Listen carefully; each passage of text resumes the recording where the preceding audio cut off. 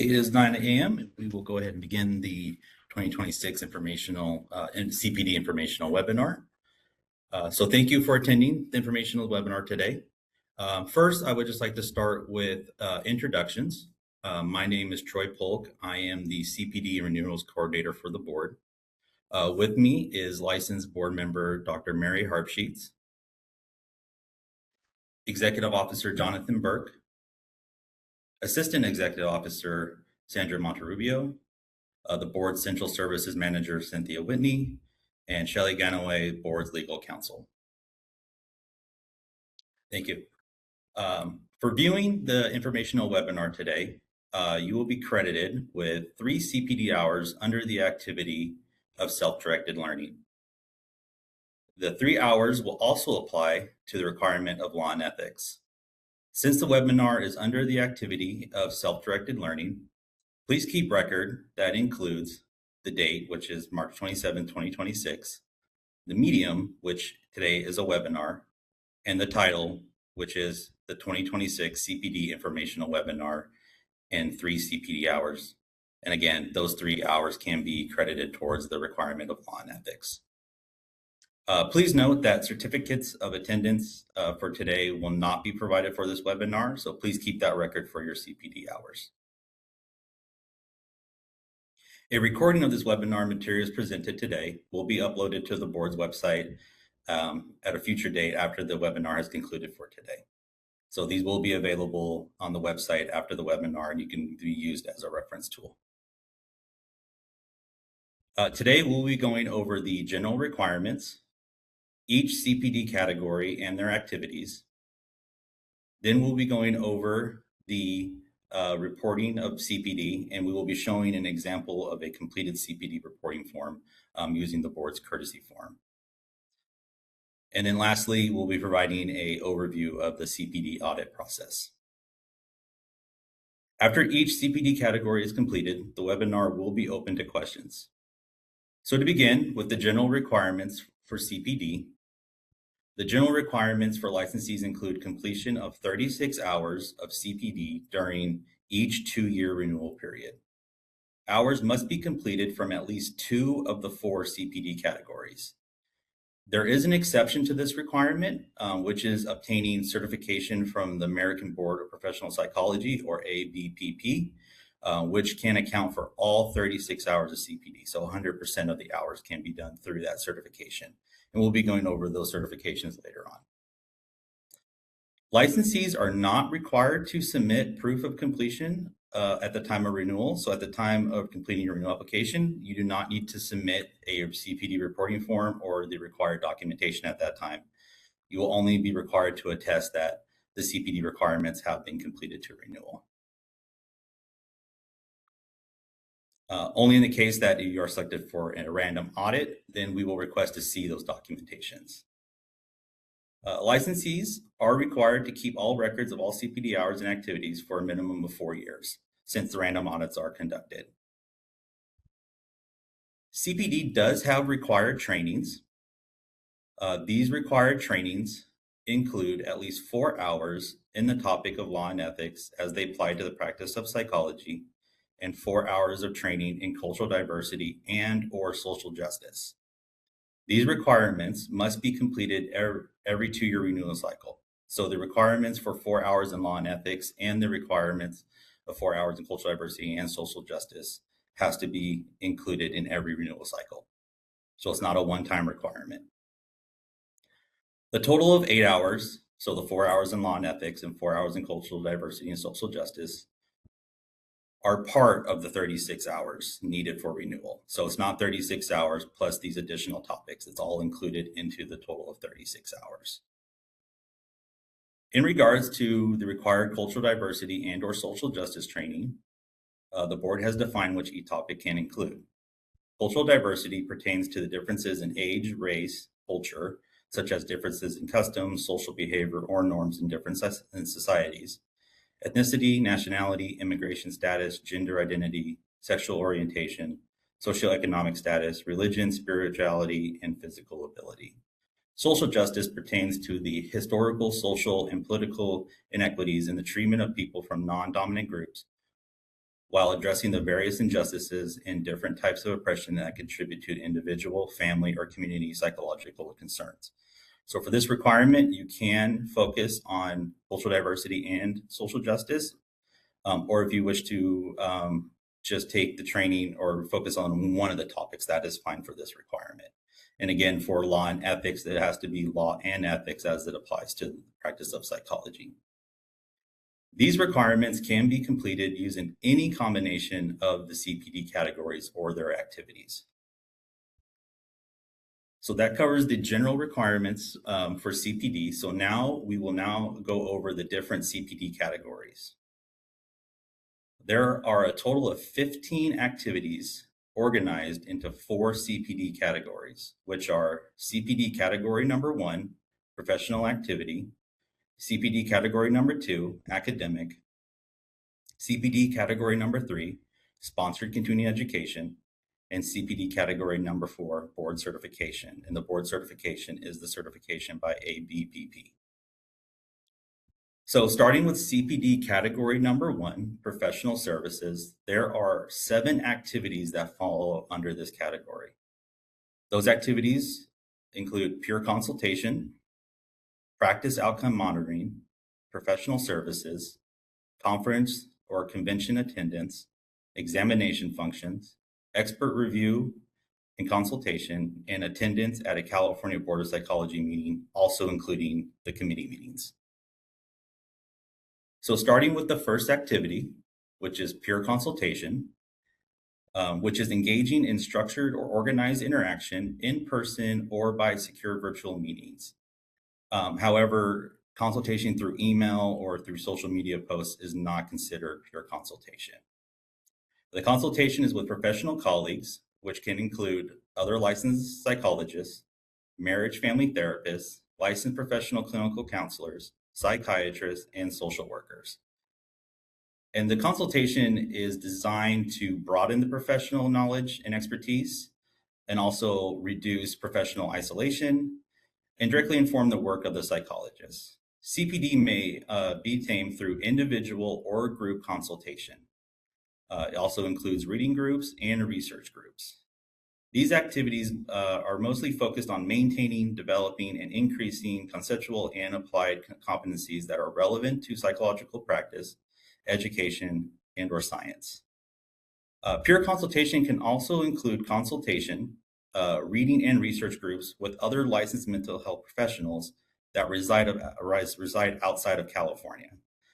So the other licensed mental health does not specifically have to be in California, they can be out of state. And the consultation does not have to be an ongoing scheduled consultation. If using the activity of peer consultation, at least 1 hour must be completed.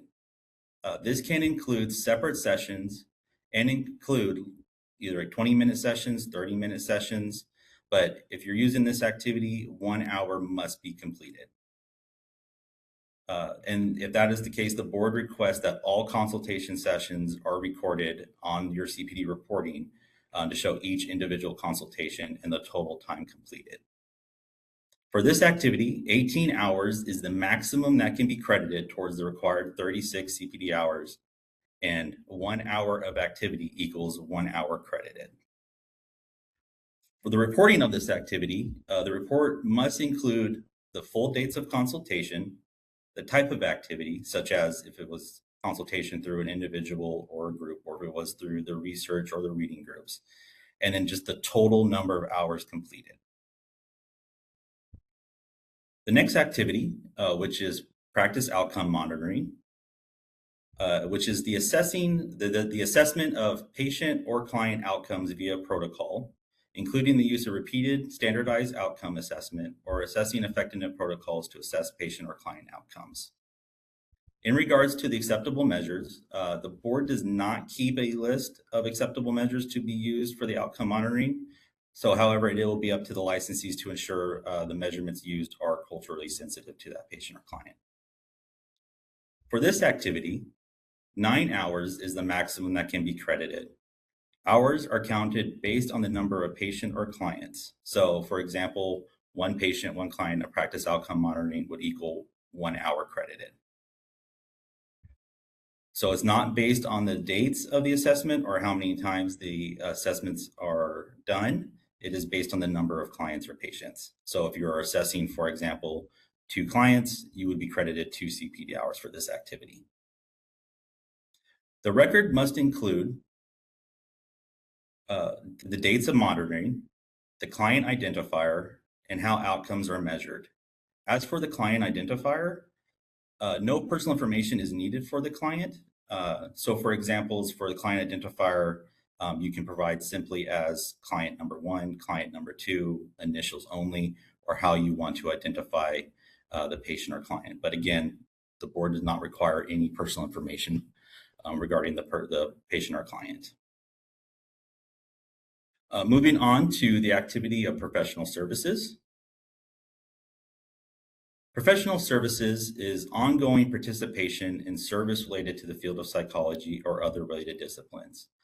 And the service is going to be a separate and apart from any fee for service arrangement. So if a licensee is compensated for their work or service, these hours would not be able to be counted under the activity of professional services.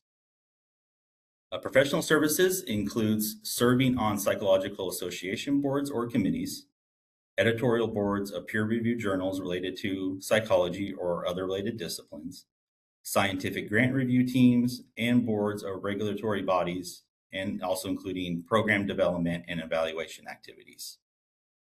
If using the activity, there is a minimum of 4.5 hours that must be completed, with 12 hours being the maximum that can be credited per renewal cycle.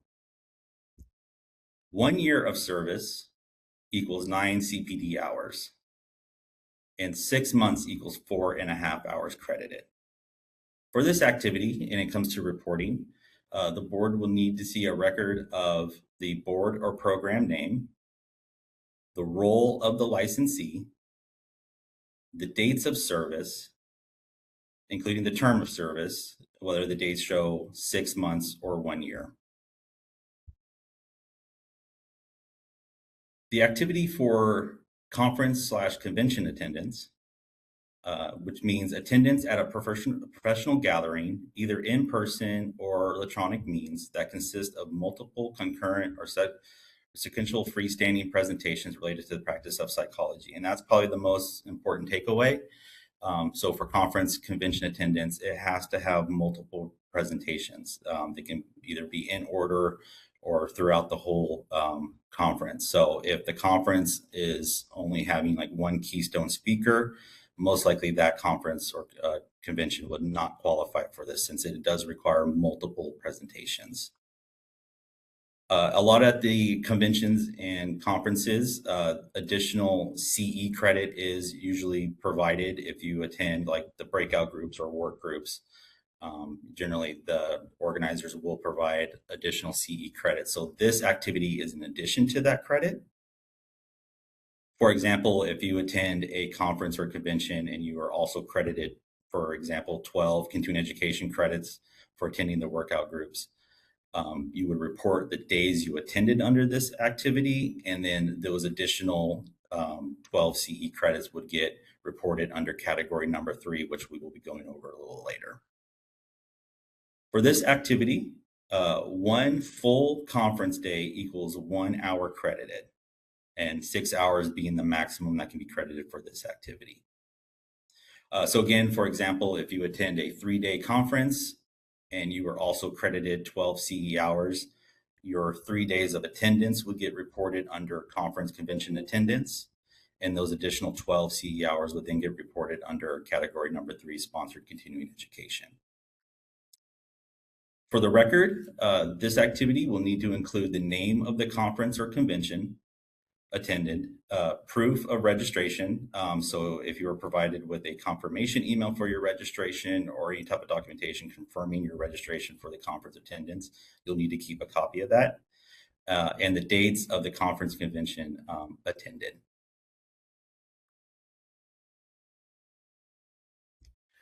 Moving on to examination functions activity. Examination functions is serving in any function related to examination development for the Board of Psychology or for the development of the Examination of Professional Practices in Psychology, or the EPPP. This can include focus groups, surveys, questionnaires. Generally, the board will work with the Office of Professional Examination Services regarding these activities.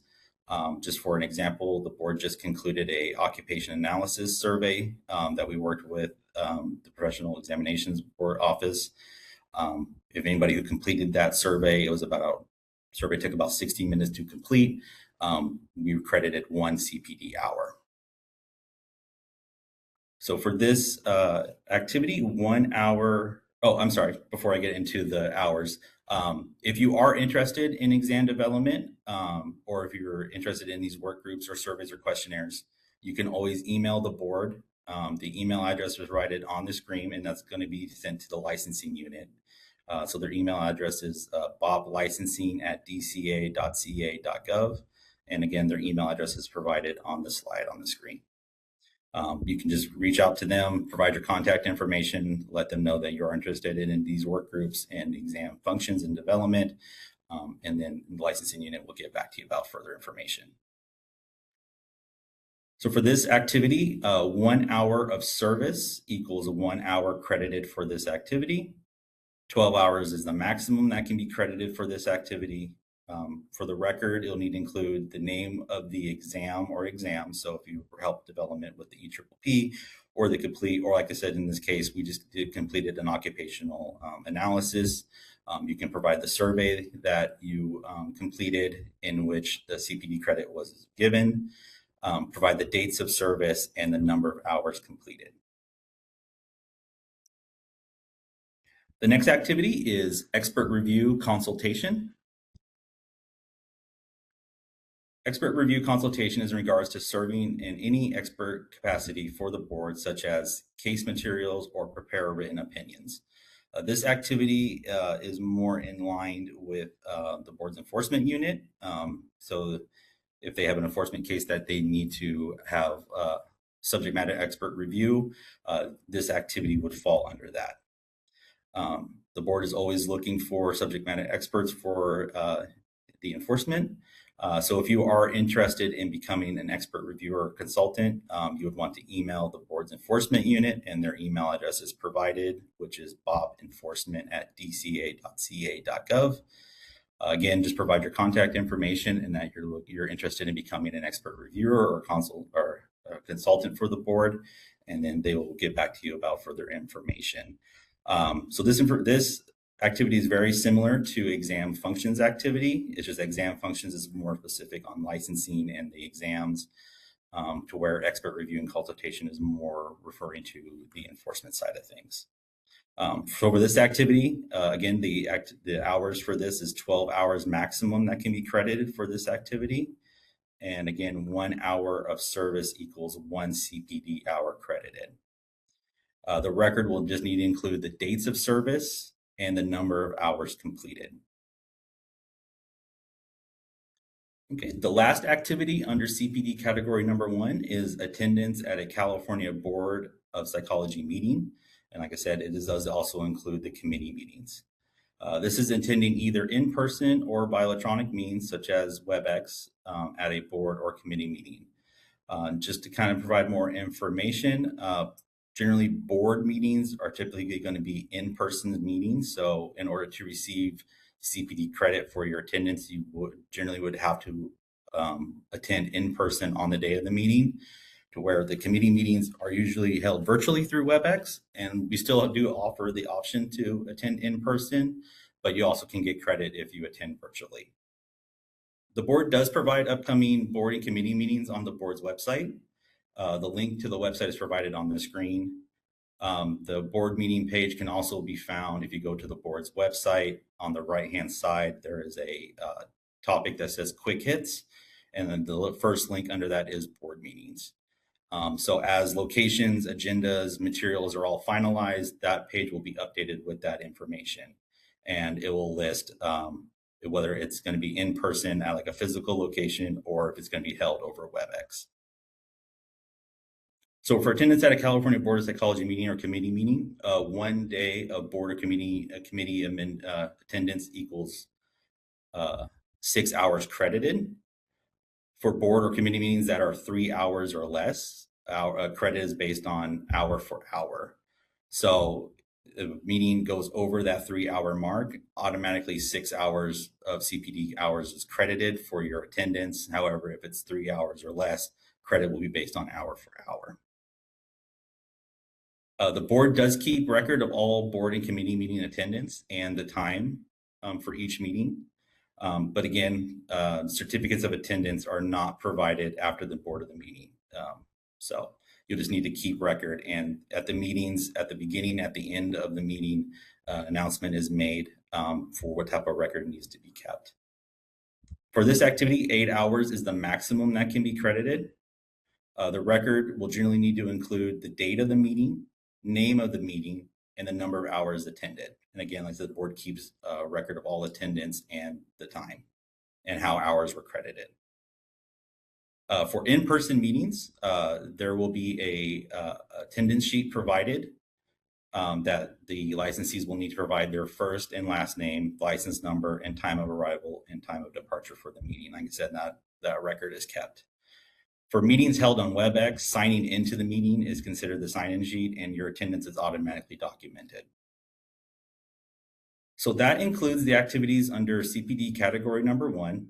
So the webinar will now be open for any questions specific to CPD category number 1 activities, and also if there's any questions regarding the general requirements that we went over for like the 4 hours of law and ethics or 4 hours of cultural diversity or social justice. We can ask those questions now. And this is the moderator. I do see some people know how to click the raise hand button, but for those who didn't, if you'd like to ask a question, you can look for the hand icon, which is typically at the bottom of your WebEx screen, or if you're on a mobile device, it might be behind the 3-dot other options. And if you are a call-in user, you can press *3 to raise your hand. I will get the instructions up on the screen in just 1 second. Let's see. There you go. So I'm going to try to take people in order of when they raise their hand, and I'll send you the unmute button, the unmute cue, and you can click that. So Stephanie Peoples has our first question. Oh, and we also ask that you try to keep people to 1 question so that we can make time for everyone. So Stephanie Peoples, I'm sending you a request to unmute your mic.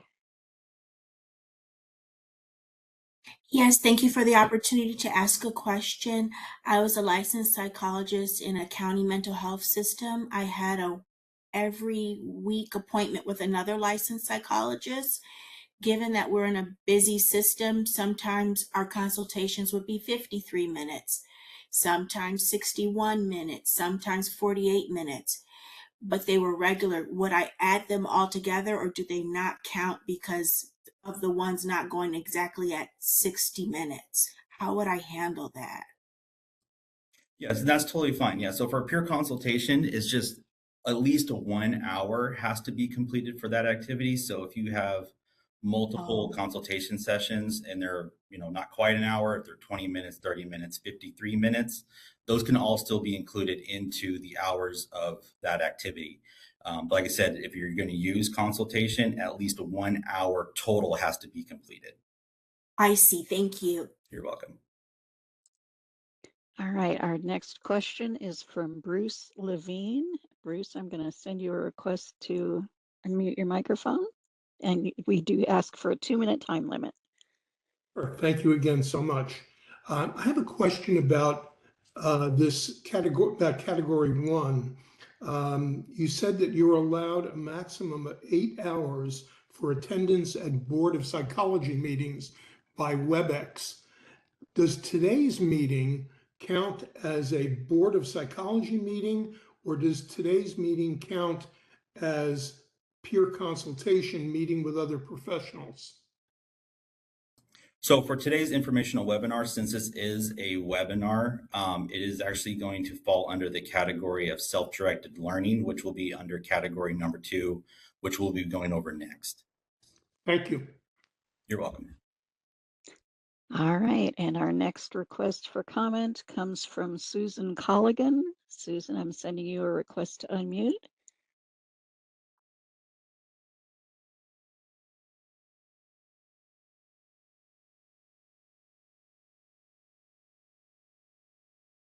And that should come up as a pop-up on your screen. I've had people, oh, you got it?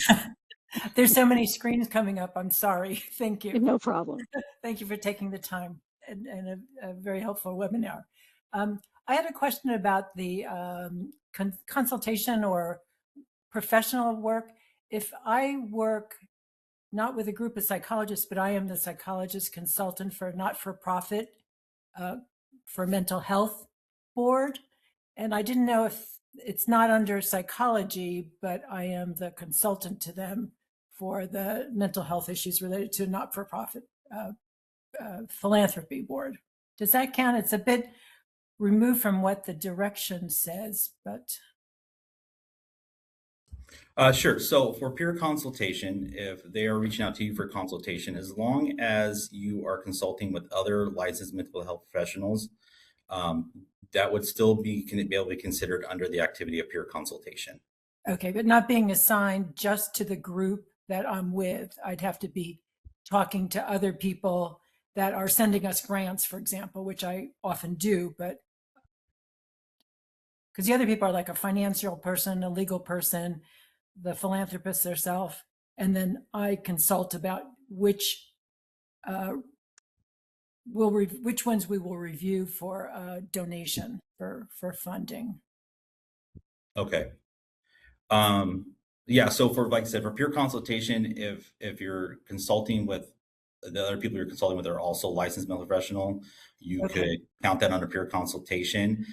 However, if it's like a scientific grant review or anything like that, that activity or those activities could possibly be counted under professional services. So if you're working with like a committee or a board or a group and you're doing like any type of grant review, and it's related to psychology or somewhere in that topic or field, most likely it may fall under professional services. Right. This is mostly about which grant meets our criteria for the mental health funding. So it doesn't seem like quite reach the criteria you're discussing. Okay. Thank you so much. You're welcome. All right, and our next request is from Laurel Basbus. Laurel, I'm sending you a request to unmute. Hi, yes, thank you. Can you hear me? Yes. Wonderful. Yeah, I attend a couple of study groups. Each one is once a month, specific to my specializations in psychology, and everybody involved is either a psychologist or LMFT. It's considered a study group. We share insights. We go through case consultations. Would that count in the category of consultation? It sounds like it does, yes. So since it's with other licensed mental professionals, and if you are going over cases and doing case consultation, that would be qualified under the activity of peer consultation. Wonderful. Thank you very much. You are welcome. All right, thank you. And our next question request is from Dr. Melinda Guinea. I'm going to send you a request to unmute.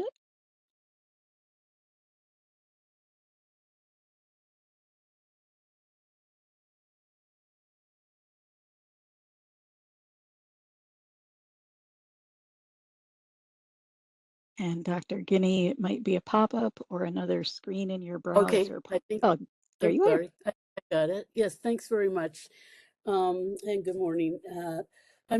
My question is about conference and attendance, and can we attend? I attended a conference for fiduciaries, and because they didn't offer CEUs for psychologists, I did not get them. Otherwise, it meets all the criteria. It was multi-day, multi-concurrent or sequential workshops. Can I still request the credit for that? You would be able to get credit for the days that you attended the conference. Okay, so I don't have to have the CEUs. I can still get credit for being there and attending. That's correct. Yeah. So the CEUs are just an addition. If they do offer and you did receive credit for the CEUs, you could then credit that. But if you did not partake in that portion and you just attended the conference, your days that you attended would be able to count under conference convention attendance. Troy, Okay, great. this is Dr. Um, Barb Sheets. On that question, it was a conference on being on fiduciaries. Oh, So I'm wondering, since that isn't necessarily related to the practice of psychology, as I understand it, is that correct? no, it is, because it's the reason I attend it is because I'm a geropsychologist, and all of their workshops have to do with geriatrics and law. So it's um, the fiduciaries are often interfacing with the legal system, so they're discussing geriatrics quite a bit. So they're within my field and scope of practice. It's just that they don't offer the CEUs to psychologists. Yeah, I think you might want to look at that a little more carefully, because when we look at the regulation, I think it's talking about, I'm looking for it, Troy. It has to be related to the practice of psychology. So you want to be able to document a little more carefully how that's Mhm. related to the practice. I understand that when you're working with a geriatric population, that can be really important, but I think you want Yeah. to be careful about how to document that. So you Okay. might write to Troy and have a further conversation with him on that. Okay. That sounds great. Yeah. I'm going to ask a second question though, and you can decide if you want to answer it, which is what does happen if you apply for credit for a certain category and the board disagrees with you? So Uh, if I oh, for this, well, Troy, do you want to answer that, or did you want me to suggest something? if you want to go and suggest something, if I need to add to it, I can do that. I would just suggest, if you have any question at all, that you write to Troy at the address BOP licensing at dca.ca.gov, just to be careful, just to be sure ahead of time. okay. Thank you. All right, thank you very much. And our next request is from Emma Gerard. Emma, I'm sending you a request to unmute your microphone.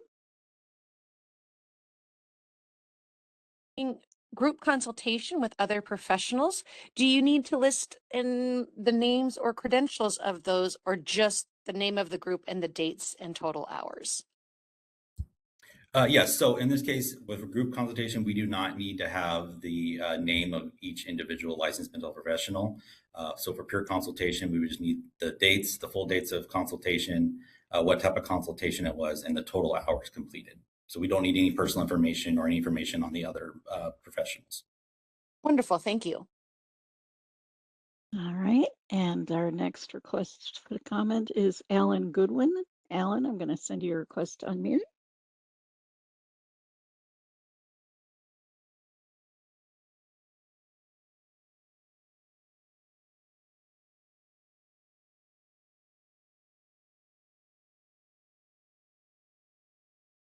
Okay, now I found the unmute button. There you My go. question is regarding practice outcome monitoring. I might not be understanding you correctly. For instance, the OQ is a brief measure, about 30 items, takes about 3 to 5 minutes for the client to complete. Maybe would be talked about with the client for 3 to 5 minutes, maybe 10 minutes. That patient monitoring would account for 1 hour, even if it takes 10 minutes? Correct. Yeah. So for patient outcome monitoring, the hours are solely based on the number of clients or patients. So it's not based on how many times it was assessed or the length of the assessment. It's based on how many clients or patients are assessed. Okay, thank you. All right, our next request for comment comes from Emily Bogdanoff, and I'm sending you a request to unmute. Hi, thank you so much. Just a question about this. It sounds like kind of double stacking for hours. Like today we have 3 ethics and 3 self-directed learning, so 6. No. So in this case, for reporting and for CPD hours, so since this webinar is offering 3 CPD hours and also applying 3 hours to law and ethics, so you would get 3 hours under the activity of self-directed learning. And then for that activity, the 3 hours would also apply to the 4-hour requirement of law and ethics. So it's still a total of 3 hours. It just that'd be under the activity of self-directed learning and 3 hours towards the requirement of law and ethics. Yeah, so total, you would, on your, reporting form, you're putting 3 under self-directed learning and 3 under law and ethics for today, for example. Yes, but still, it wouldn't be a total of 6 hours towards No. the 36 hours. Yes, Right. correct. So yeah, it'd be 3 hours for self-directed learning, and then 3 hours would apply to the law and ethics. But it wouldn't- it's not 6 hours total. You're just No. clicking the box that these 3 hours are applied to the law and ethics Correct. requirement. Does that make sense? You'll see when he goes over after this Okay. section, you'll see how that shows up. Okay. Yeah, I so was just- later on, we'll be going over CPD reporting, and there will be an example of a completed CPD reporting form that will kind of clarify how the hours Okay. So it checks 2 boxes, but it is 3 hours total towards That's your correct. 6. Yes. Okay, got it. And then second question, so that'd be the same about CEs and attendance at meetings. You're not getting double hours, you're just clicking 2 boxes and Correct. okay. I just been using paper so maybe online it sort of tallies different. Second question is outcomes. I work at a military treatment facility, and we have a thing called the BHDP, Behavioral Health Data Portal. So every patient kind of fills this out prior to coming in. It's distress, anxiety, depression measures that aren't psychological measures, but just simply questionnaires about symptoms. Is that count as an outcome? I mean, the Army uses it as outcome measure, but does that count for our outcome measure?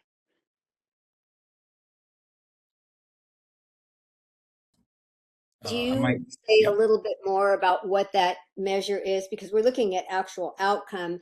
And as I understood it, you were saying it's just asking about symptoms. Is it done just at the beginning of treatment, or is it done like on an ongoing basis to see the progression of symptoms? It's done on an ongoing basis to see the progression of symptoms. Is patient getting better, getting worse, so that it's used as an outcome measure. Yeah. It sounds like it would fit. Sounds Okay. like it would fit. Okay. I just, as a Yeah. psychologist, I'm like, well, this isn't, it's Be sure. the psychometrics are, it does give us a very, gross estimate of up or down. Yeah. Okay.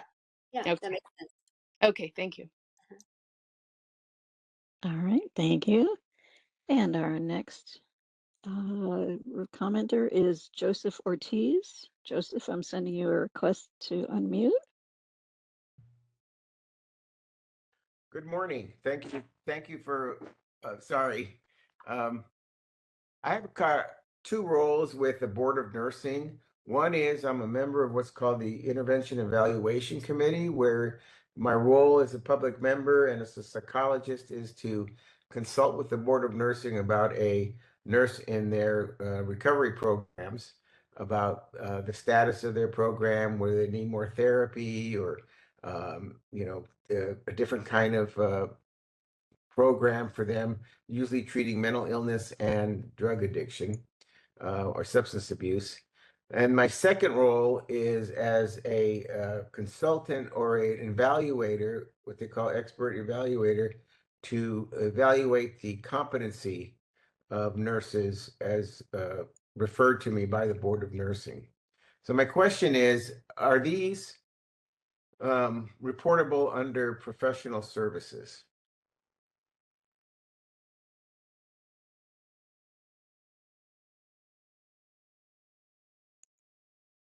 Could you describe it just a little bit more? So my evaluation, the involvement with the intervention evaluation committee is appointed by the state. So I have to applied, and I have an appointment by the state of California. It's a 4-year term, and we meet 6 times a year.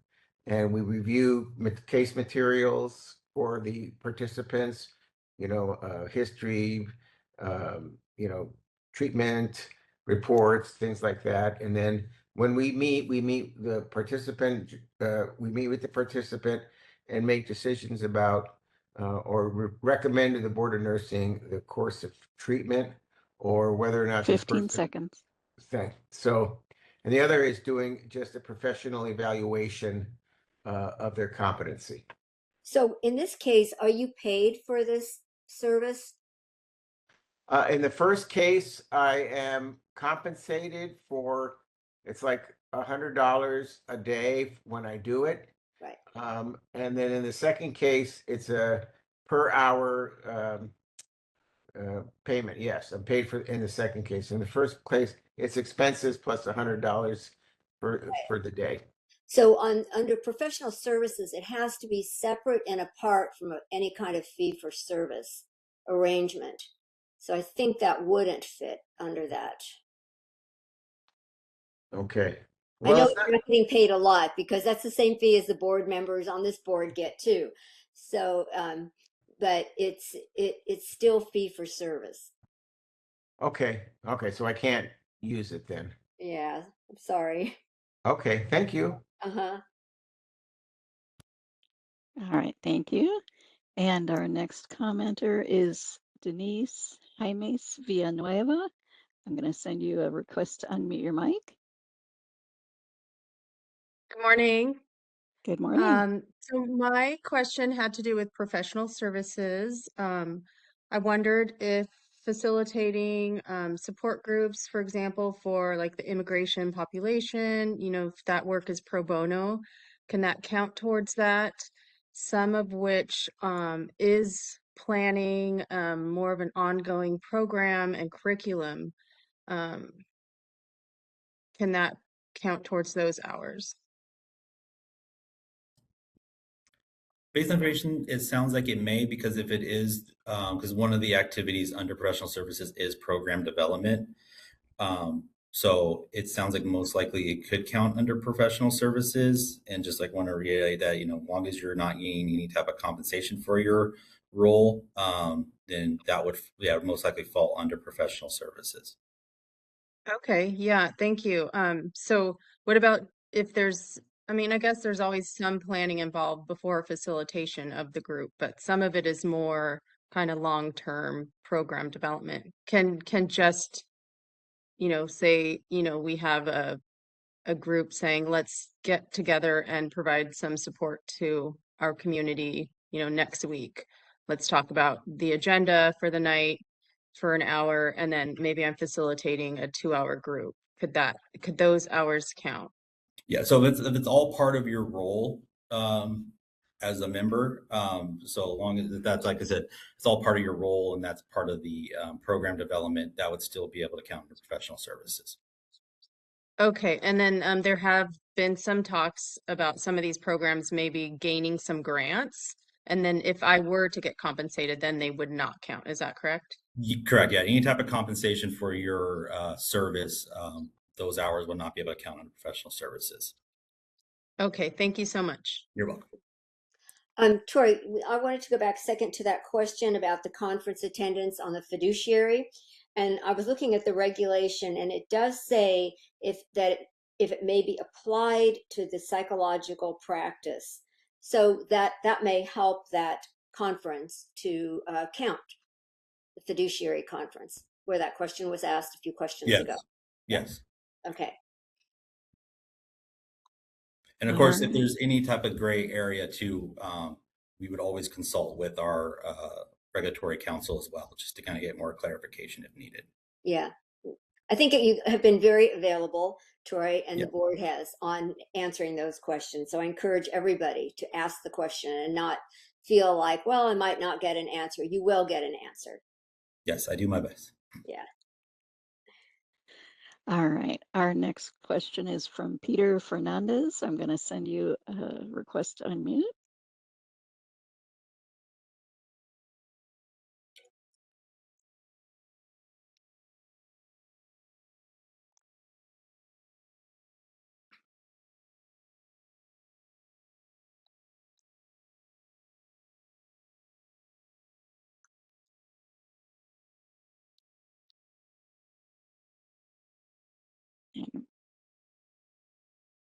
Peter, you're Hello, show this is guy. Peter. Oh, there you go. Great. Go ahead. Hi. Can you hear me now? Yes. Okay. I'm a semi-retired psychologist, so I don't do a lot of practice stuff anymore. I do primarily teaching at a community college. I typically have gotten my continuing education by on-demand courses and attending conferences. And so my question is with regard to conferences and CE, it seems like if I attend a more than 1 day conference or even a 1 day conference, I would I would indicate conference as professional service. And then what about the presentations and the CE? Is that included under professional service, or is there not another category in which I would indicate those CEs? So for the conference or convention attendance, if you do receive additional CE credit or hours, so those hours generally will get reported under category number 3, sponsor retaining education, which we'll be going over later on. So conference attendance or convention attendance is specifically for the number of days that you attended. Anything additional to that would be under category 3.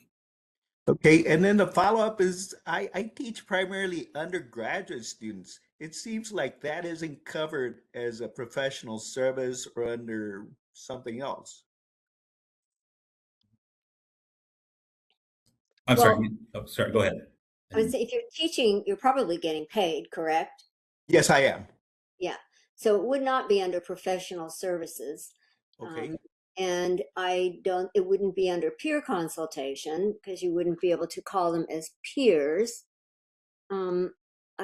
Troy, can you think of anything that it might fit under? I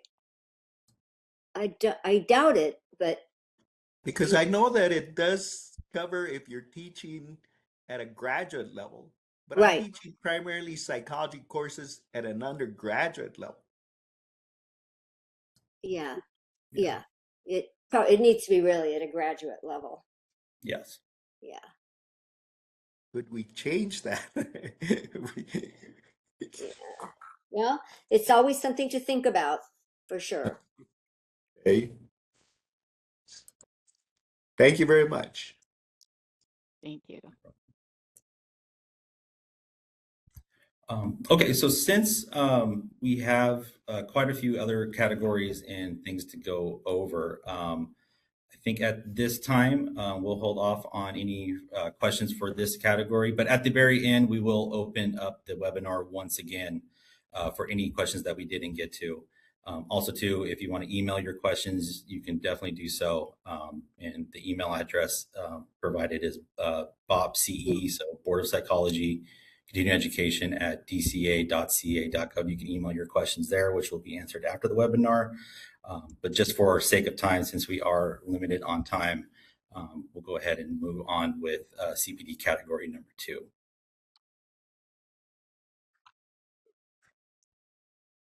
Dr. Harpsheet, did you want to add anything before we moved on?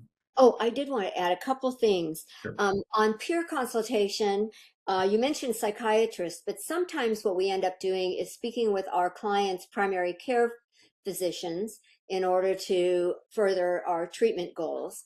And so I wanted to add that's an option to be included under peer consultation. And I also wanted to encourage people, if they are attending a conference, since the regulations require the conference to be related to the practice of psychology or applicable to the practice, if it's not really clear, I would encourage people to email you with their questions about a particular conference and whether or not that might be acceptable. Yes, absolutely. Yeah. So if there's any questions or any doubt, yes, feel free to email me, reach out to me, and then I will get review your questions and get back to you as soon as possible. And like I said, if I need, I can always consult with the board's regulatory counsel, legal counsel, just to make sure that those things can either be applied or not applied to that activity. So Yeah. Okay. I wrote a note on expert review. On expert, if you're being an expert reviewer, and we talked about it specifically in terms of working with the board, are there other, Tori, are there other things that you can think of, other organizations where, or positions people might have where they could be an expert reviewer that would count under that regulation? Or does it have to be specifically the board? For the expert reviewer or consultation, it's specifically being like a subject matter expert or expert reviewer or consultant for the Board of Psychology. And I see that in the regulation, but I wanted just to be clear for everybody on that. Okay, great. Thank you. Okay, thank you so much. Okay, great. So like I said, we will move on to CPD category number 2, which is academic. So for this category, there is a total of 5 activities under category number 2. These activities include academic coursework, academic or sponsored approved continuing education instruction, supervision, publications, and self-directed learning. So starting with the first activity, which is academic coursework, this means completing and earning academic credit from a graduate level course related to psychology. Coursework must be from a doctoral degree program, and the course can only be taken once during the renewal cycle. The way the hours are credited for this activity, 1 semester unit course equals 6 CPD hours credited. 1 quarter unit course equals 4.5 CPD hours credited, with 18 hours being the maximum that can be credited for this activity. For this record, you will need to keep a copy of a transcript that shows a passing grade of a C or higher, or a transcript just indicating a pass. Next is the activity of academic and sponsored approved continuing education instruction. So this is specifically for courses that you'll be instructing yourselves. So academic instruction is teaching a graduate level course. Sponsored approved CE instructions means teaching a sponsored CE course that is related to the practice of psychology. For academic instruction, 1 quarter or semester course equals 18 hours credited. For sponsored approved CE instruction, 1 hour of instruction equals 1.5 hours credited. For this activity, 18 hours is the maximum that can be credited for this activity. For the record, for both types of instructions, the record must include the course syllabus, title of the course, name of the institution or university, and the dates of instruction. Moving on to the activity of supervision. Supervision is overseeing the professional experience of a trainee who is accruing hours towards licensure. So that's the main takeaway for supervision. So the trainee must be accruing hours towards their licensure. It can be as a licensed psychologist, a marriage or family therapist license, a licensed clinical social worker, licensed professional clinical counselor, licensed educational psychologist, or a physician and surgeon. So those would all qualify for supervision as long as they're accruing hours towards their license. The activity of supervision, however, does not include supervision of practicum students, as practicum students are not accruing hours towards licensure at that time. Supervision is credited on an hour-for-hour basis, so 1 hour of supervision equals 1 CPD hour credited. 18 hours is the maximum that can be credited for the activity. The record of the activity will need to include the dates of supervision, trainee identifier.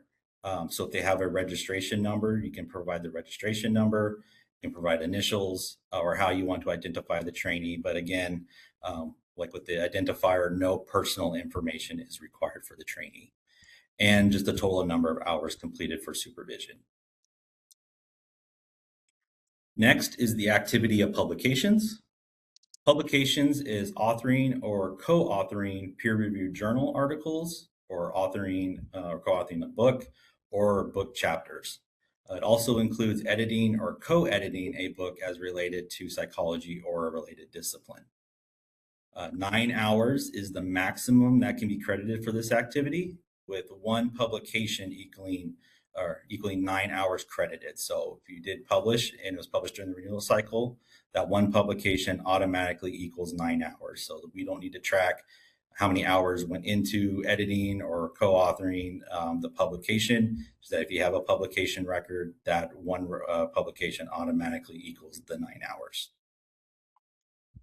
The record for publications will need to include either a letter of acceptance for the publication or proof of publication with the publication date in the renewal period for which it's being submitted. So the publication or letter of acceptance would have to be done in the renewal period that you're applying the 9 hours to. The last activity under CPD category number 2 is self-directed learning. Self-directed learning is an independent educational activity focused on maintaining, developing, or increasing conceptual and applied competencies that are relevant to psychological practice, education, or science. Self-directed learning includes reading peer-reviewed journal articles or reading a book.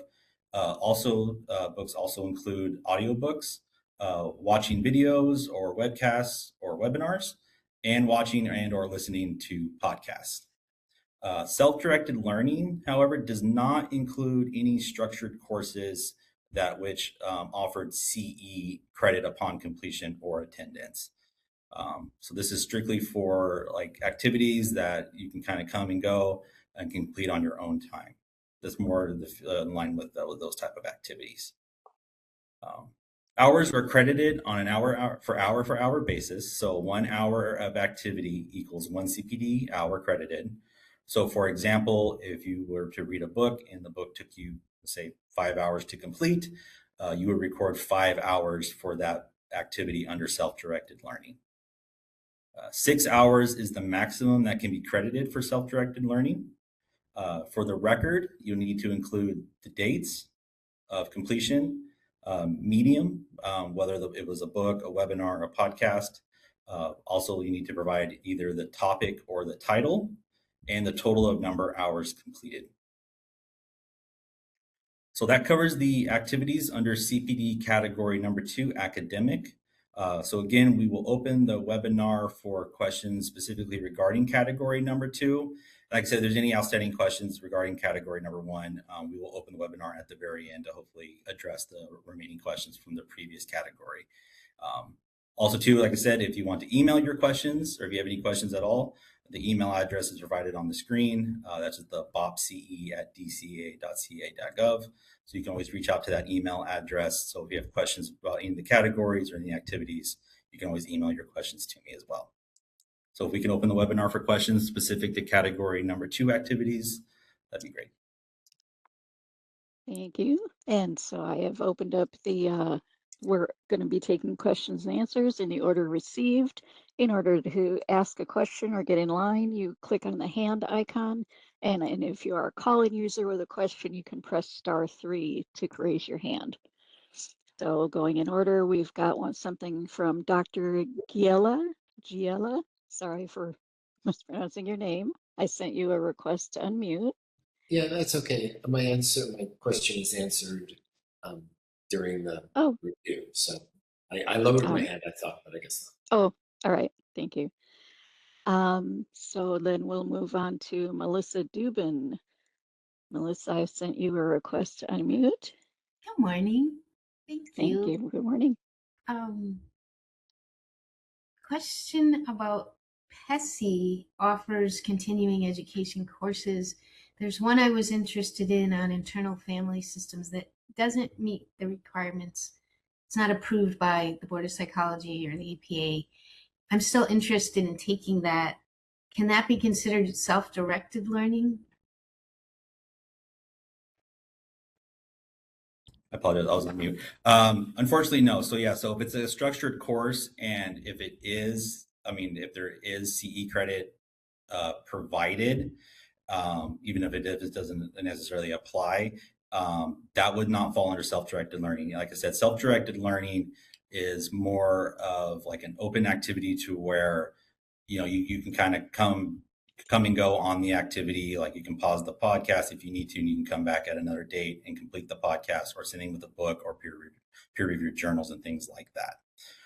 So really what it comes down to is like unstructured versus structured is the main takeaway. So if it is more like a structured course, and like I said, if there is CE credit attached to it, even though it may not be applied, it would not fall under this activity of self-directed learning. Troy, I'm sorry, I understood the speaker say there isn't CE credit for psychologists, maybe for other organizations. So would that make a difference? Well, if it's still a structured course, yeah, that would be the biggest differential between whether it would apply under self-directed learning or not. It's all online, so it's not a live webinar. There's no live, it's recorded videos basically. So it says, I'm looking at the regulations where it says attending a webinar that is not sponsor approved for CE credit. Okay.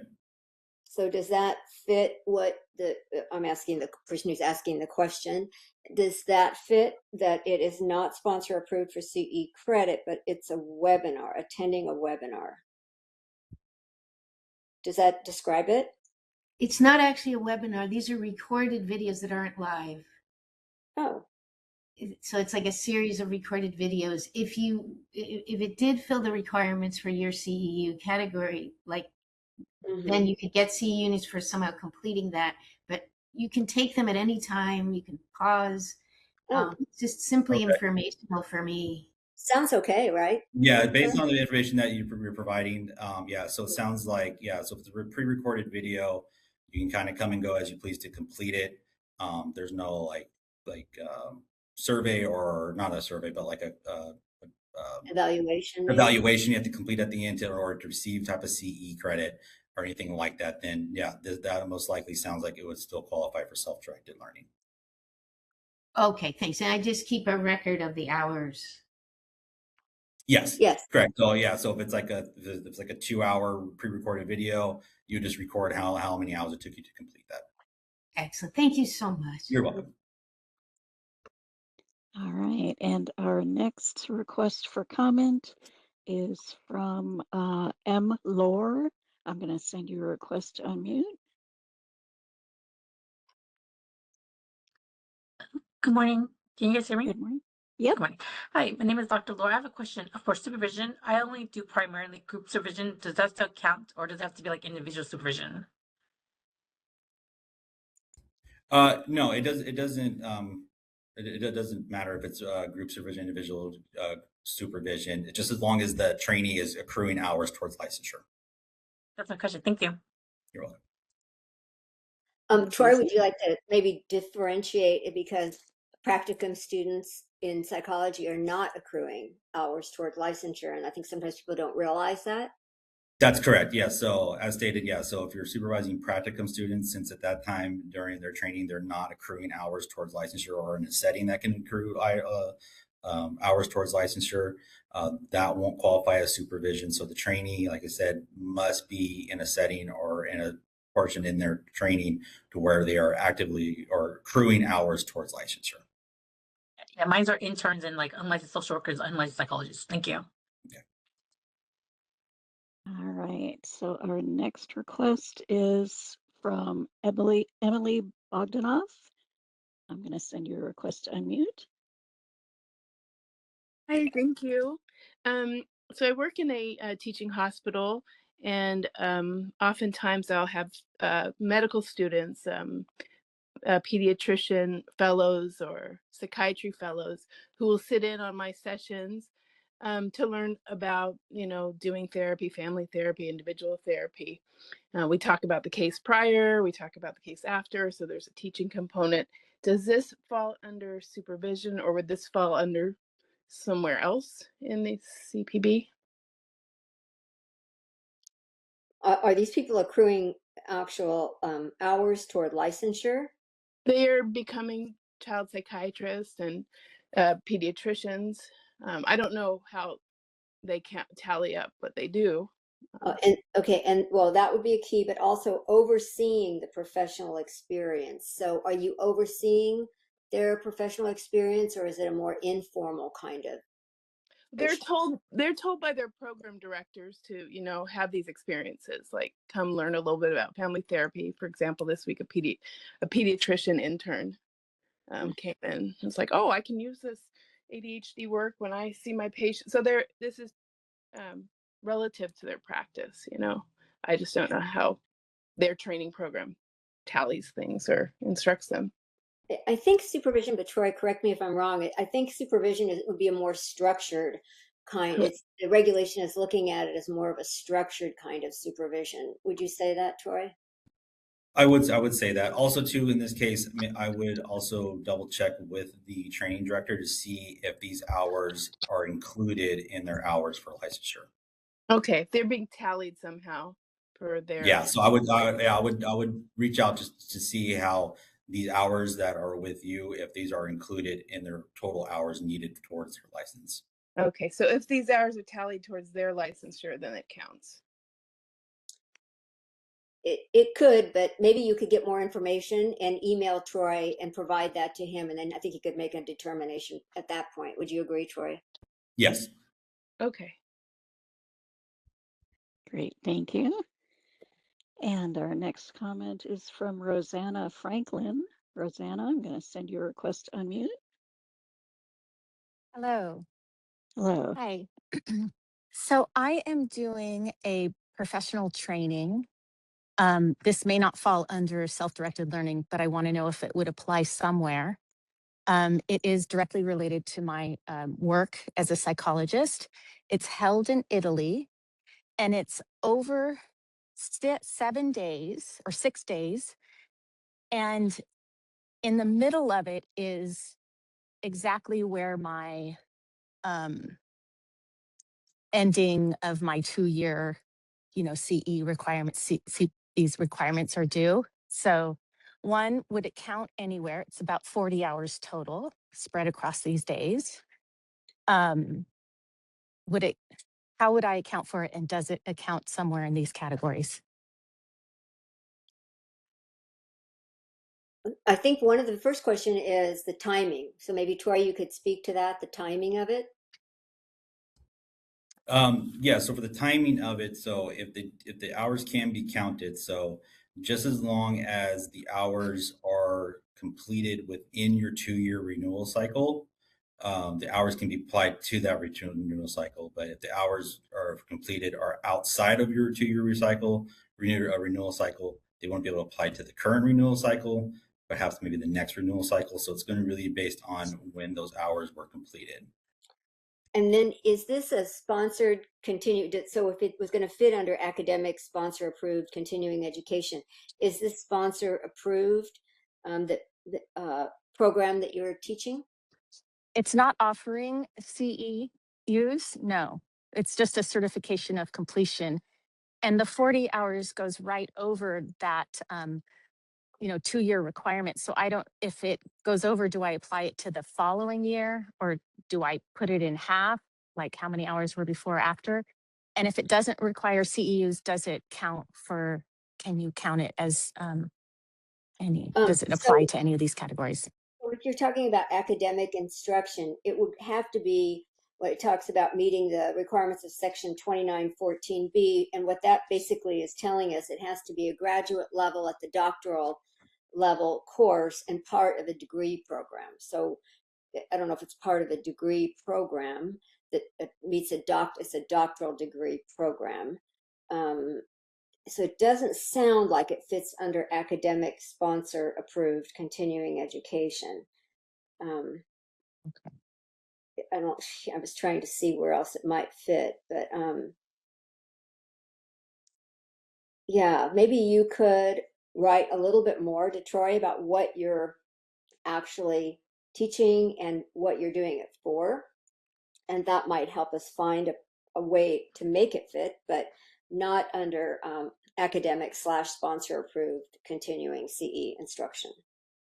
Okay.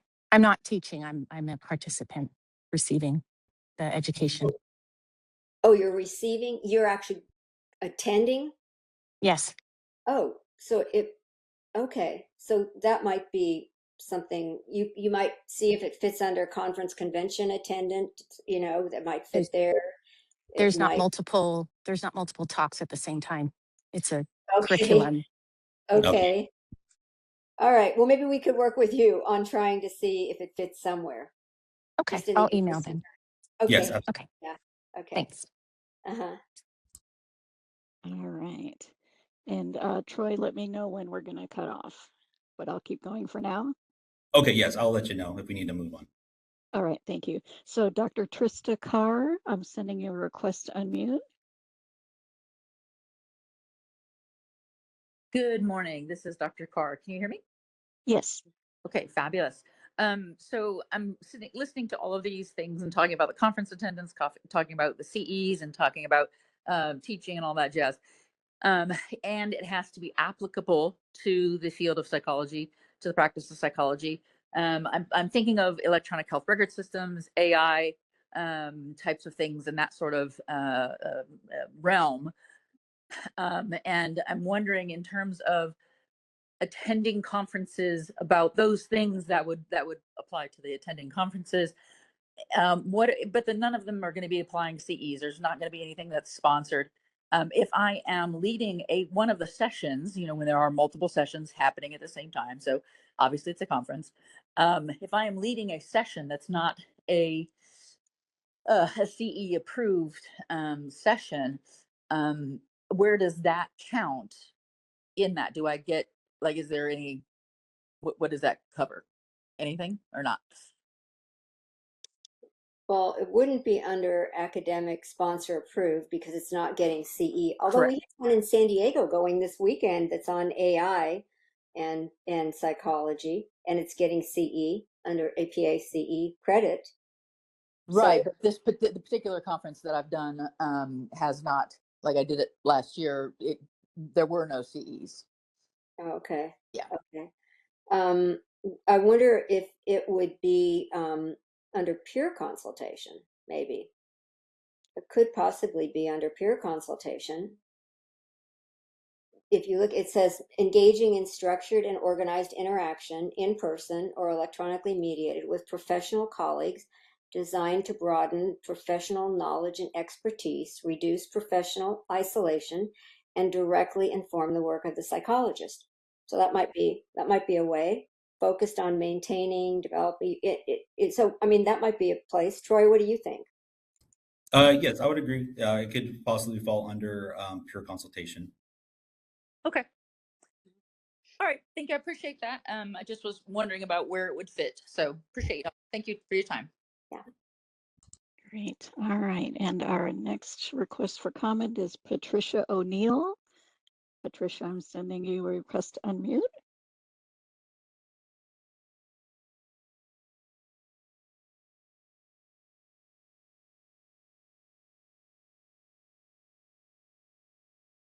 Hello? Hi there. Yes, we can hear you. I'm just want to double check. With self-directed learning, you say that one of the requirements is the topic or title. Are you requiring the name of the publisher, the name of the publication, or anything other? For example, if I'm reading somebody's article that was published in Psychology, I don't know, one of the peer-reviewed Psychology, do we need to give more specific information or just a topic or title name of an article? For self-directed learning, we would just only need the topic or title. Only in a case that if we had any questions come up, we may require additional information, but just for the record keeping, we just require topic and title. And I think you want the medium, you want the web. Oh yeah, and yeah, the medium, whether it was a peer-reviewed journal or a book, webinar, that information. Ah, that's where it comes in. Yes. Journal, book, etc. Yeah. So peer-reviewed journal.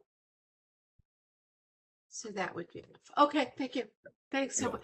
By the way, thanks for doing this. I just renewed at the beginning of 2026. I wish I had taken this beforehand.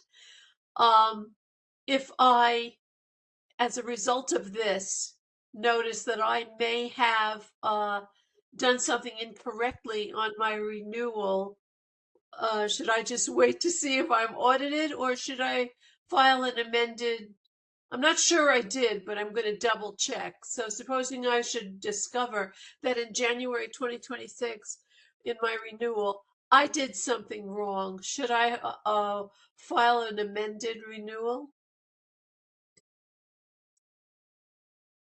Did you send in your actual form? Because you didn't need to send that in. Yeah, correct. You might look over the record keeping just to see, but you didn't need to send it in along with your renewal because you weren't being audited at that point. No, I understand that. Yeah. But if I counted something and I learned, oh gosh, that was wrong counting that in there, should I file an amended renewal? Is there such a thing as an amended renewal even? I think a renewal is just a renewal. It's the audit where this would come up if you got chosen for an audit. Yes, and in that case, if you were chosen for an audit and there was like an error or anything like that, I would reach out to you, let you know what was found, and then let you know of any deficiencies, and then we would work in order to either hopefully correct those deficiencies. So just to be perfectly clear, even if I think I may have made a mistake on my renewal, as long as I'm not audited, I don't have to worry about it. Is that correct? Yes or no? That's correct. That's the reality. Okay. Gotcha. Yeah. I'm going to chime in here. Legally, you need to make sure that you are submitting things that are correct to the board. So if you have an amendment, please do send that to the board. So there is such a thing as an amendment. Well, it's not really, you're basically certifying when you're renewing, you're certifying that you did complete the 36 hours as required. And so you might want to review your notes, your listing, to make sure that when you said, yes, I did, that you really, in fact, did. So when we renew, are we only certifying to the aggregate of 36 hours? Well, and that you met the law and ethics requirement and that you met the cultural diversity and social justice requirement. Okay, thank you. Well, and that the 36 hours, that if you counted something as, for example, self-directed learning, that it is in fact self-directed learning or any of the other categories. Yeah, I don't think I made myself clear. And if I now realize, oh gosh, something I counted as self-directed learning may not actually have been, I made an honest mistake. Do I have to do anything about that? Or can I just wait? Maybe you could contact Troy and kind of go over what you're thinking, because maybe it isn't self-directed learning, but maybe it fits under another category. So he might be able to help you on that. Is that right, Troy? Yeah, so if you go back and review your records and if you're unsure if this was counted correctly or if it's applied to the right category, you can always reach out to me. I can always review your CPD information, even if you're not being audited. I'm definitely more happy to do that. And if anything is found, then you'll be notified, and then we'll find ways to hopefully correct it. I don't think I did, but I'm going to look again after this webinar. Thank you. Sure, absolutely. Like I said, if you have any questions or if there's any uncertainty, feel free to reach out to me, like I said. And if want, I can always, if you want to submit your CPD documentation to me, in this case, then I can always review it, and then we can kind of go from there. And that's the one of bopce@dca.ca.gov. That's you? That is correct. Yep. Thank you, Troy. You're welcome. All right, moving on to Javier Jurado. I'm sending you a request to unmute.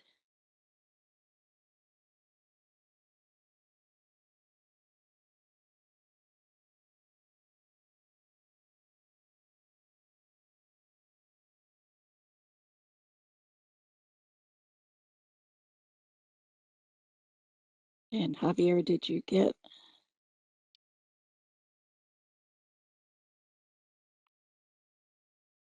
All right, I don't. Am I on? Oh, yes, you're on. You'll need to speak a little louder. Okay, sorry about that. Yes, my question was, I was a few minutes late at the start of this meeting, and so I wasn't sure if you covered something about, I am working community mental health, and I have a weekly supervision with the supervisor of my mental health program, does that count towards the first category of consultation, or is that something that doesn't count because it's a regular part of my work? Well, you have like, you're not in a graduate program. You're actually an employee. Is that correct? Yeah, I'm an employee for a community mental health program. So, and it's not, so it's not technically supervision, it's more consultation. Well, yeah, exactly. It's called supervision because I have a supervisor, the supervisor of the program that I'm in. But it's in fact what we do is we discuss the clients that I have and essentially how to continue to best serve them. Oh, So it's like in the agency, it's the agency supervisor, but not as part of a program. It's the supervisor of the agency for the clinic that I work at, and every employee that has a caseload of clients meets with our supervisor once a week, and we consult on the various cases that we have. So that may be peer consultation, right, Troy? Would you agree with peer consultation? Yes, it sounds like it would fall under peer consultation.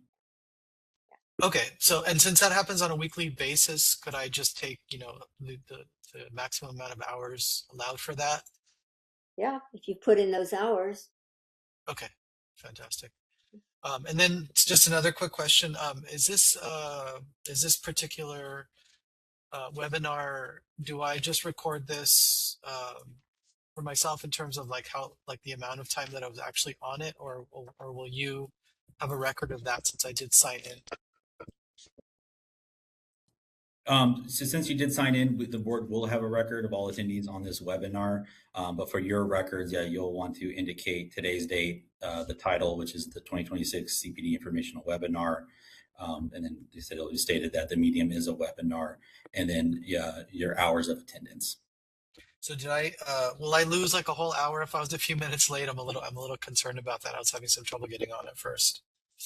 So you'll want to make sure that you're accurate on the hours that you did attend. Okay, thank you. You're welcome. All right, thank you.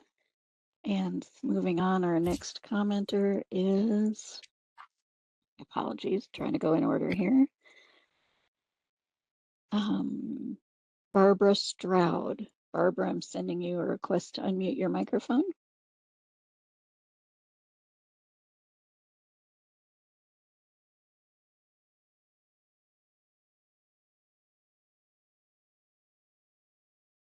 Hear me? Hello. Yes, All we can right. hear you. Been here talking to myself for a little while. So first question, this particular meeting, I want to be clear, goes under self-directed learning. Yes, in category 3. Is that where this meeting is? Correct. Self-directed learning under category number 2. Under category number, yeah, I thought you said that at the beginning. And then I'm having a little bit of confusion around, again, to the folks who are saying, thank you for hosting this webinar. A question about, in category 1, there is conference attendance. And I know we already skipped category 1, but I had that question and I didn't get a chance to ask it. We have conference attendance. And then in category 3, where we're not yet participating, we have sponsored continuing education conferences. So often at conferences, I get continuing education, things go there. I have maxed out on what I can say happened there. Can I take my overflow that hasn't been a conference that hasn't been put in category 3? Can I use it in category 1 under conferences attended? Am I making sense, Troy? So for conference attendance, it's not specifically to the hours of the CE. Like I said, that's an addition. Okay. For a conference convention, that is specifically for the days that you attended the conference or convention. So I can attend the conference and put the days in category 1 and then put the CEUs in category 3. Is that correct? That is correct. Oh, thank you. You've answered all my questions. However, if you're maxed out, keep in mind that you cannot, since they are for credit, let's say you had 3 or 4 extra, you cannot use them under self-directed learning under category 2 because they are CE type. Oh, no. Right. Yeah, thank you. No, I wasn't going to use them under category 2. I'm going to use them under category 1, where you get 1 unit per conference, if I'm understanding this. well, you get one credit per day, Okay. and then you go to the courses and get particular credits. Right. So you had mentioned being maxed out on the number of sponsored continuing education. I've courses. met my Yeah. in category 3, there's only so many, there's a max on how many Right. units of continuing education. Right. Right. So yeah, So you can use the days that you were at the conference. exactly. That's what I want to do. I want to use those days in category 1. Yeah. Yes? Yes. Yes. Okay. But don't use any conference in both sections, because I can only use them once, correct? Yeah. So for conference attendance, so if the conference attendance was a 3-day conference, Right. for example, you would report the 3 hours under category 1 conference convention attendance. And then if you received any additional CE credit for that, but if you're already maxed out in category 3, you won't be able to use those CE credits. Yeah, that's fine. You'll use your days of attendance for category 1. That is very helpful. Thank Okay. you so much. All right, you're welcome. I'm done. Okay. No worries. All right, so to let everyone know, we're going to take comments until 10:30, and then we're going to move to the next category. So next up is Dr. Celeste Burkhofer. I'm sending you a request to unmute your mic. Hi, this is Celeste Burkhofer. Can you hear me? Yes. I'm just a little bit confused about the category of academic sponsored approved CE instruction. I'm on the clinical faculty at Stanford University. I teach the psychiatry residents a course in therapy, and they're not getting any CE units for that class. And then I teach 2 classes at a psychoanalytic institute in San Francisco. And sometimes those courses also include CE units. Sometimes we don't fill out the paperwork and it's just a course, like a postgraduate course for the psychoanalytic candidates. So I'm confused between those different teaching assignments that I do every year. Is there a category that these can go into? I'm not paid for either of these teaching roles. I'm teaching psychiatry residents in one. I'm teaching licensed professional psychologists and such and MFTs in the psychoanalytic training programs.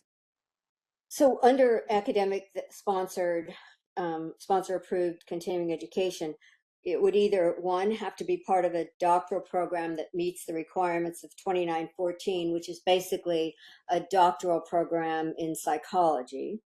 And then the second part is sponsor approved CE. So they wouldn't fit in that category. The question is there another category they might fit?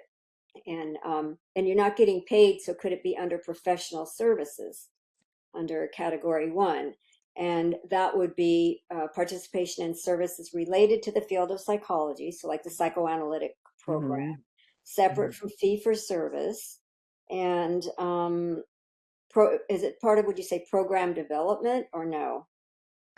Well, I'm on a committee that helps kind of review the curriculum and develop the overall, all the courses that'll be taught. But I thought that, was going to actually be part of this professional services. But yeah, I just wanted this teaching. I mean, I do, a considerable number of hours of volunteer teaching in these 3 areas that I feel like should fit in somewhere. Right. Professional services. So I guess I could put the courses under professional services, but then that would just be 12 hours. Okay.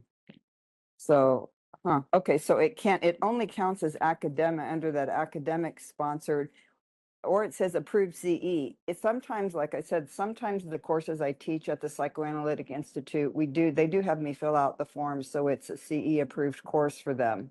Would that count then? That might count. Okay. Yeah. Okay. You want to check, and maybe you could check with Troy on defined in section 1397.6.1. I don't know that one right off the top of my head, but I would make sure it fits that part of the regulation. And Troy can help you with that. Okay. Thank you. All right, we have time for one more. Let's try Dr. Nina Gui. Sorry if I mispronounced your name, but I've sent you a request to unmute. Yeah, that's fine, Dr. Nina Ngui. I have a question about I attended a asynchronous recorded workshop. The title is Understanding Neurodiversity, Affirming Philosophy of Care. So it's neurodiversity. Would that fall under cultural diversity requirement? Let me look under that too. I'm looking under that. Let me get back to that. We could maybe go on, and I will look specifically at the regulation and answer that in a bit. Okay.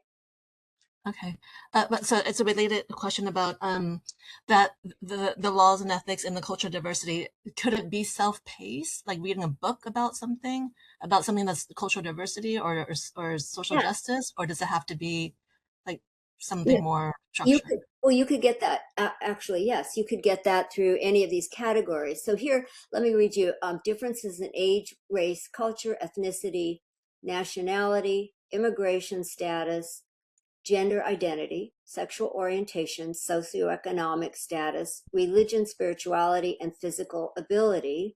And that's under cultural diversity. Social justice, people from non-dominant groups, while addressing the various injustices and different types of oppression. And so you're talking about neurodiversity. And it might fit in there. It'd be something I think we'd want to know just a little bit more about that program that you're talking about, but it might fit. Would you, Troy? You've seen that probably, haven't you? Yes. So for neurodivergency and things like that, what I have been able to look and kind of get a gist of is that most likely it would possibly fall under the cultural diversity requirement, and it would kind of be in the field of physical ability. Mm-hmm. Okay. And thank you. And my follow-up question about meeting that, could it be like reading a book or listening to podcasts? So for the requirements of law and ethics and social or cultural diversity and social justice, those can be completed in any combination or any activity of CPD. So if you read a book about that specific topic, then since it's a book and you're reading it kind of off and on and complete on your own time, that would most likely fall under the activity of self-directed learning. So those hours reported under self-directed learning and that topic would also be able to fall into the cultural diversity requirement as well for the 4 hours. Okay, so the self-directed learning is only 6 hours max. Mm-hmm. Okay, so I can do, so 4 hours. Okay, so then would I count, if I read a book about that meets the cultural diversity category, I read a lot of books, so I'm sorry, I'm confusing myself. I don't know what my question is. That's okay. So in this case, if you read a book on that topic and then say the book took you 3 hours to complete, so you would report 3 hours under self-directed learning. And then those 3 hours would also then be applied to the 4-hour requirement of cultural diversity or social justice. I think it'll look clearer when you talk about how to fill out the form. I think you'll get a better sense of how to do this. Yes. Okay. All right. Thank you. Yeah. No problem. And of course, if there's any questions, we'll open the webinar up again and we can kind of clarify if there's anything after seeing the example CPD reporting form. So. Okay. Yeah.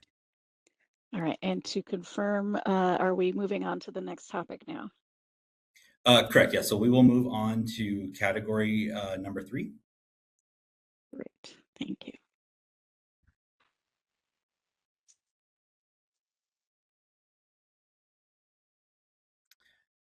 So for category number 3, that is sponsored continuing education.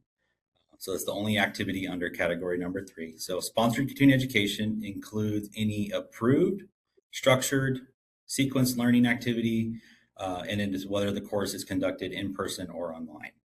The CE provider of the course must be approved by one of the following approved entities, and that includes the American Psychological Association, the California Psychological Association, the Association of Black Psychologists, California Medical Association, and the Accreditation Council for Continuing Medical Evaluation, which also includes if the CE provider offers the AMA PRA Category 1 credit, those are also accepted for sponsored continuing education.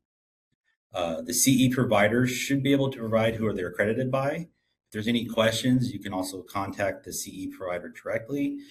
Also, you can contact the approved entities regarding the accreditation of the CE provider or course.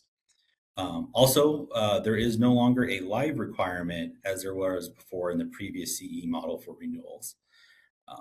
27 hours is the maximum that can be credited for this activity. 1 hour of activity equals 1 hour of CPD hours. So if you complete a course and the course is credited for 3 hours, then 3 CPD hours would be credited for this activity. Again, there is no live requirement for live hours for sponsored continuing education. For the record, it would need to include proof of attendance provided by the sponsor of the CE course. Generally, the CE provider will provide some type of completion certificate for the course completed. So you'll just need to keep a copy of that certificate directly for the reporting. So that covers category number 3 for sponsored continuing education.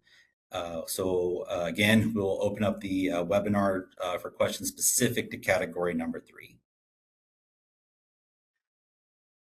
And this is the moderator. As before, you can click on the raise hand button to get in line to ask a question. And our call-in users can press *3 if they'd like to ask a question. And let me put that slide up. So going in order, and we do ask for a 2-minute time limit for your portion of the question. So M. Lore, I'm sending you the request to unmute.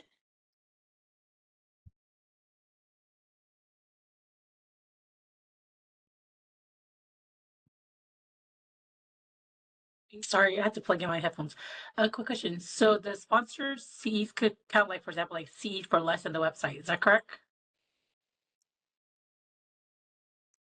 Could you repeat the question? I didn't quite understand. Like for the spot, like, for CE for less.com has, like, classes we could take and stuff that are certificates. Those count, right? Those are the ones I've been doing for, like, the sponsor CE, because they're online. Like, for example, like course of the law and ethics, course of cultural diversity, like certificates.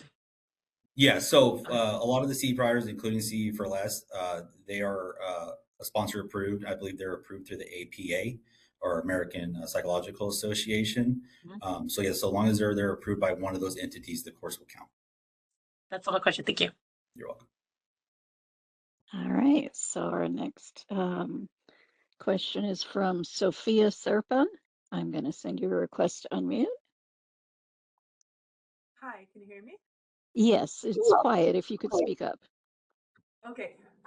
I work in a hospital and I am the co-chair of our bioethics committee, which is a multidisciplinary committee. We meet once a month, and I was just wondering how I would be able to count that, and if I would be able to count that as the laws and ethics portion as well.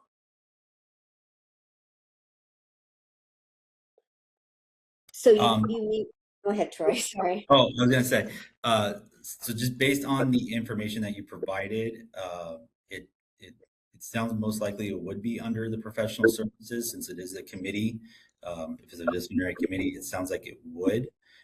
So in the committee, if you are reviewing and applying current law and ethics to your services, then it sounds like you should be able to count law and ethics in those hours as well.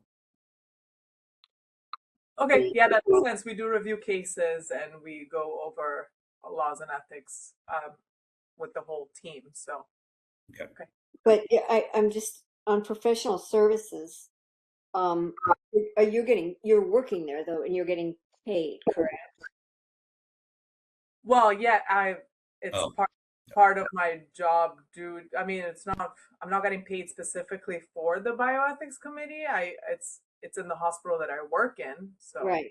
During my work hours, yes. So it might be more under peer consultation, I'm wondering, because under professional services, since I'm not sure that would count, because you're getting paid for your job. It's a job, part of your job, right?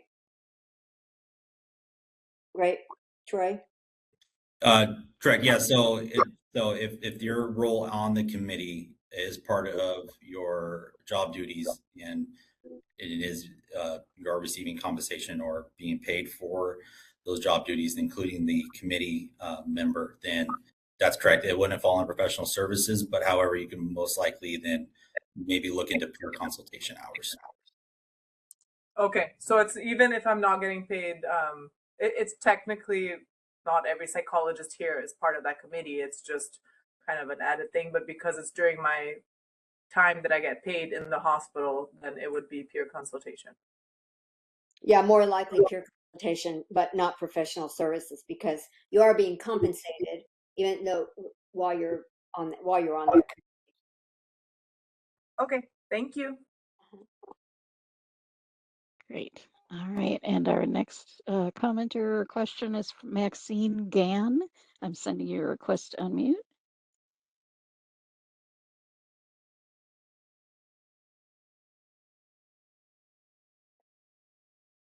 You hear me now? Yes. Yeah, thank you. I'm curious of the different properly recognized groups. It doesn't include the American Psychoanalytic Association. Is that something that can be used? I think it's pretty specific to these organizations. Sometimes, do you find that the American Psychoanalytic Association, when they offer a course, might get approval through the American Psychological Association? Do they sometimes do that?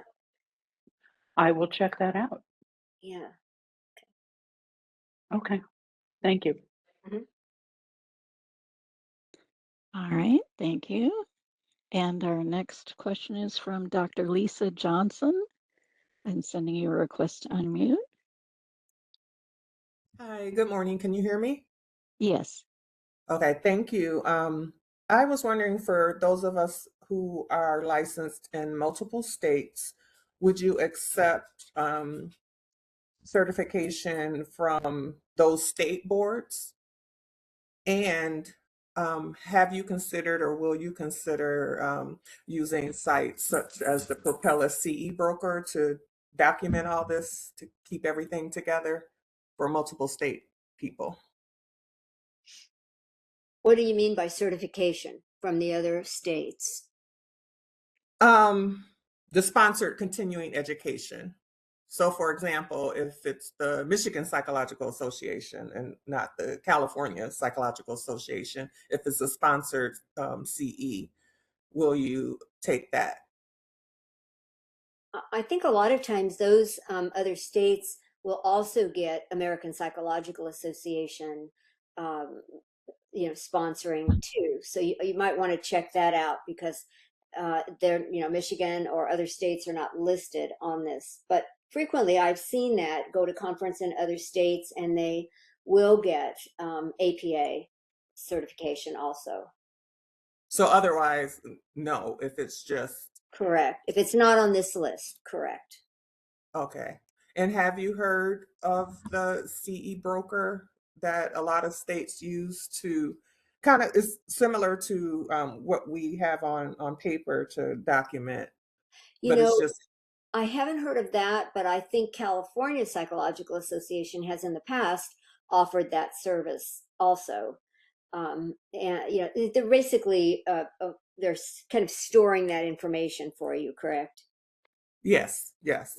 Yeah. And right now, California isn't a part of this particular one. So I was just wondering if that was something that was on the table or had already been ruled out. I think really those services will just kind of keep track of it for you. And then if you get audited, they might give you the information they have, which you could then submit to the board. But, that would still have to come directly from you if you get audited. So they would have, as I understand it, through CPA, that they would then say, okay, yeah, we've kept track of this for you. Here it is. Here's what you can submit to the board. Right, right. Yeah. All right. So Thank you. Yeah. Was that everything? Yeah, that was. Fantastic. All right. Next commenter, Anita Mukherjee. I'm sending you a request to unmute.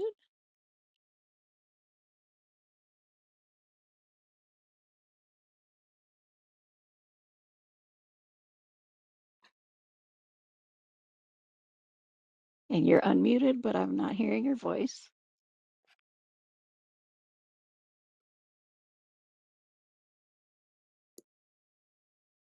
And you might be able to pull down the little arrow next to the mute and unmute button and choose which microphone or headset you'd like to use.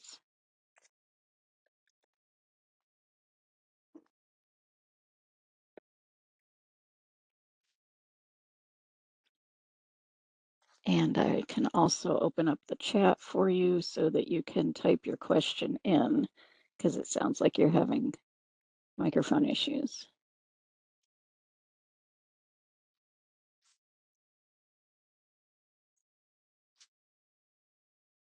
So are you, Anita Mukherjee, are you able to access the chat?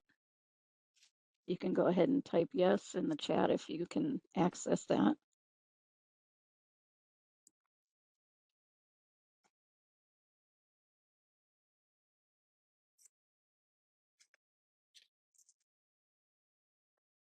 All right, I'm not seeing anything in the chat either. Anita, I will come back to you, but we'll go ahead and move on. So Christine Pickwith, I'm sending you a request to unmute. Hi, I got kicked out, so you might have already answered this question, but with the self-directed learning, the sponsored continuing education, if during the training they have maybe like a half an hour or an hour that's covering cultural diversity, social justice, would that just be something that we're able to designate like the 1 hour based off of the agenda?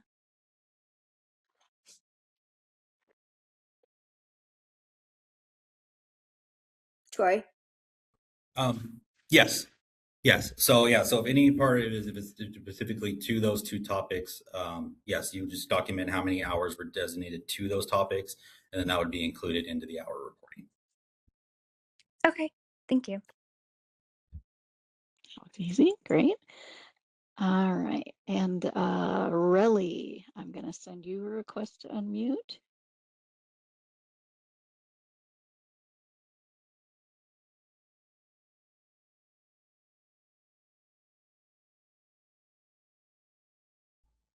Yes, can you hear me? Yes. A simple question. Is there a distinction in hours between active and inactive on the form? I'm not sure what that means. On But filling out the form for renewal, it says, are you active or inactive? Is there a distinction in how many hours is active or inactive? are you talking about the renewal for your Yes. psychology license? Yes. So you're talking about you wanting to renew as an active psychologist or an inactive psychologist? Yes. Yes. Yeah. Yes, there is a distinction, and you can, if you are actively seeing clients, you would definitely want active. If you're not, you would consider inactive or retired, and you can look up the definition of those categories on the board website. Okay, there's not hours associated with it. So basically, it's less. I'm not full time. I'm part time, basically. Right. Yeah. So, You're yes. still seeing clients. Yeah. So if you are going to renew as with an active license, you would need to have completed the 36 hours of CPD. Okay. If you're renewing as inactive at that time, you are not subject to the CPD hour requirement. However, if you want to go from inactive to an active status, you will then need to have completed the 36 CPD hours. Okay. Okay. Great. Thank you. All right. Next up is Christy Nelson, and this will be our last question for this section. Hello, thank you for taking my question. As regards to the self-directed learning, what's the maximum number of hours for that? For self-directed learning, the maximum hours that can be credited is 6 hours. 6 hours, okay, thank you. All right. So in the interest of time, I believe we're going to move on. Is that correct, Troy? That is correct. Thank you. Okay, so we're going to move on to the last CPD category, which is CPD category number 4. This is titled Board Certification. So the first type of certification is being awarded certification or a specialty certification from the American Board of Professional Psychology, or ABPP. The hours are based on the initial earning of the specialty certification in an area of psychology. For the certification, that's strictly applied through ABPP for certification. They have an application process that they'll have you complete, and then they'll be reviewed, and then if certification is going to be issued. The other certification is what is known as the senior option. The senior option is for licensees who have been licensed as a psychologist at the doctoral level, generally for 15 or more years. Again, there's an application process through ABPP to receive this senior option certification. For the initial earning of the specialty certification, it will count for all 36 CPD hours. So that's 100% of the CPD hours needed for renewal. The senior option will account for 18 CPD hours, so 50% of the hours needed for renewal. Again, you're only able to get credit when you initially earn either certification. So renewing of the certification does not count towards CPD hours. And the only proof needed for this activity or this category is a copy of the certification directly from ABPP would be required. So Troy, since generally people need to get CPD hours in at least 2 categories, if someone chooses this activity 4 and they get all 36 hours, do they need to get anything in any other category? No, because this is the only exception to that requirement is the board certification. So if they initially earn the specialty certification from ABPP in the renewal period, it will count for all 36 hours.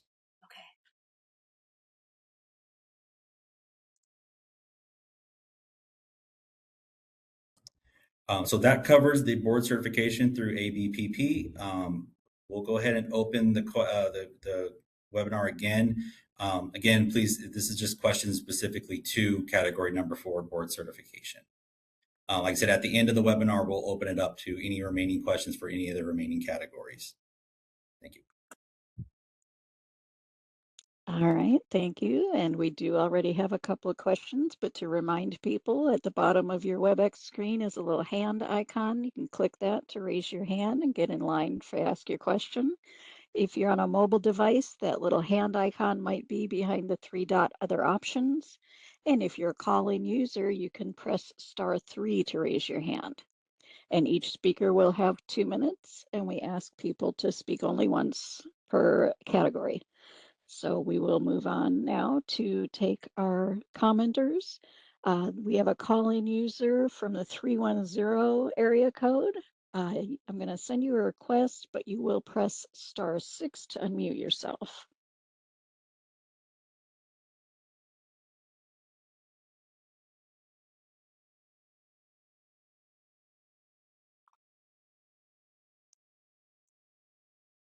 And you're unmuted. Hi, my name is Dr. Chantal Miller. I am calling, I believe it's for category 2. So I have my own practice, and I've been approached by many psychology students to do supervision. And so I was wondering if I'm taking any courses towards being like licensed as a supervisor, that would count towards the continuing education. Usually those courses are approved, they're sponsored CE courses. The ones that are required actually to be a supervisor in California are usually accredited by the American Psychological Association. So that's what I would encourage you to do, to check to make sure that they meet the requirements to be a supervisor in California and that they are accredited by one of these agencies. And then you would use that under sponsored continuing education. Sponsored continuing education. Okay, perfect. Thank you so much. All right, and our next question is from Melissa Dubin. Melissa, I'm going to send you a request to unmute your mic. Hello. Hello.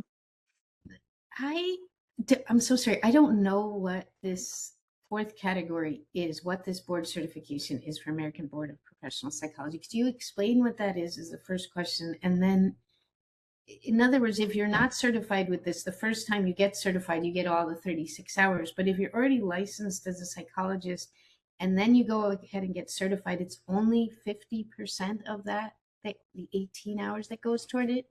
Or is it the first time you get certified, no matter what, if you're licensed or not, you get the 36 hours? Correct. Yes. Oh, sorry. Go ahead, Dr. Harp. You go ahead. You go ahead, Troy. I'm sorry. Okay, no worries. Yeah, so this is, for a licensed psychologist. So if you're, if you have a specific field that you are working, you can apply through the American Board of Professional Psychology. They have a whole application process, and then if they review your application and if everything's approved, they will actually issue a specialty certification directly through them for that field that you work in.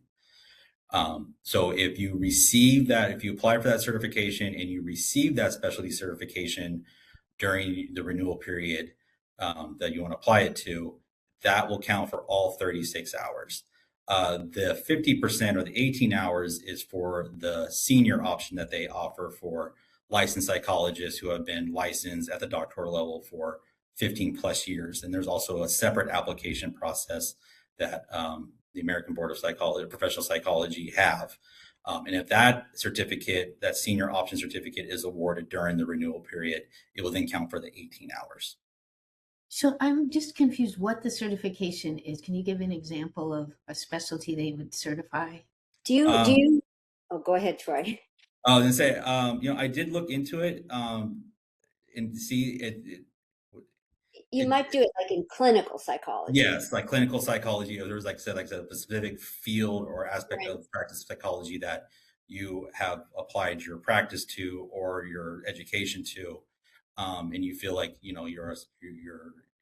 know that topic and you kind of like a subject matter expert in that specific field.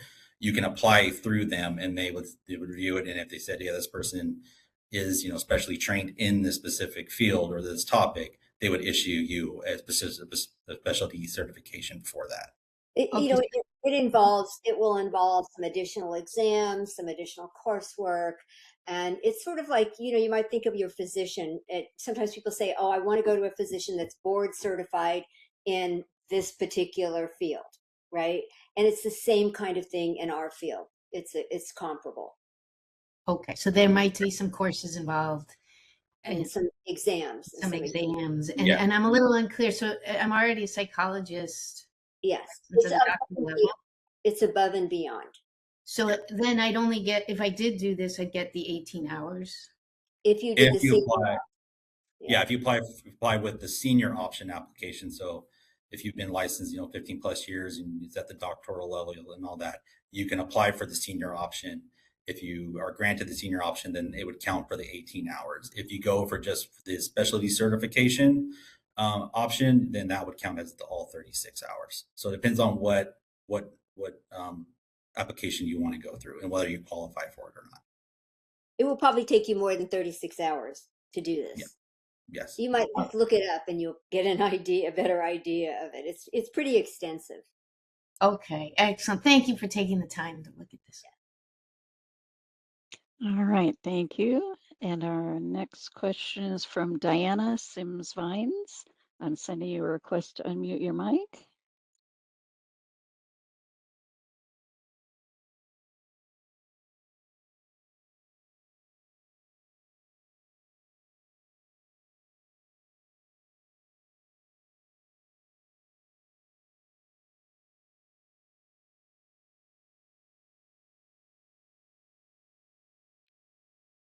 And Diana, it might come up as a pop-up on your screen or a new window in your web browser.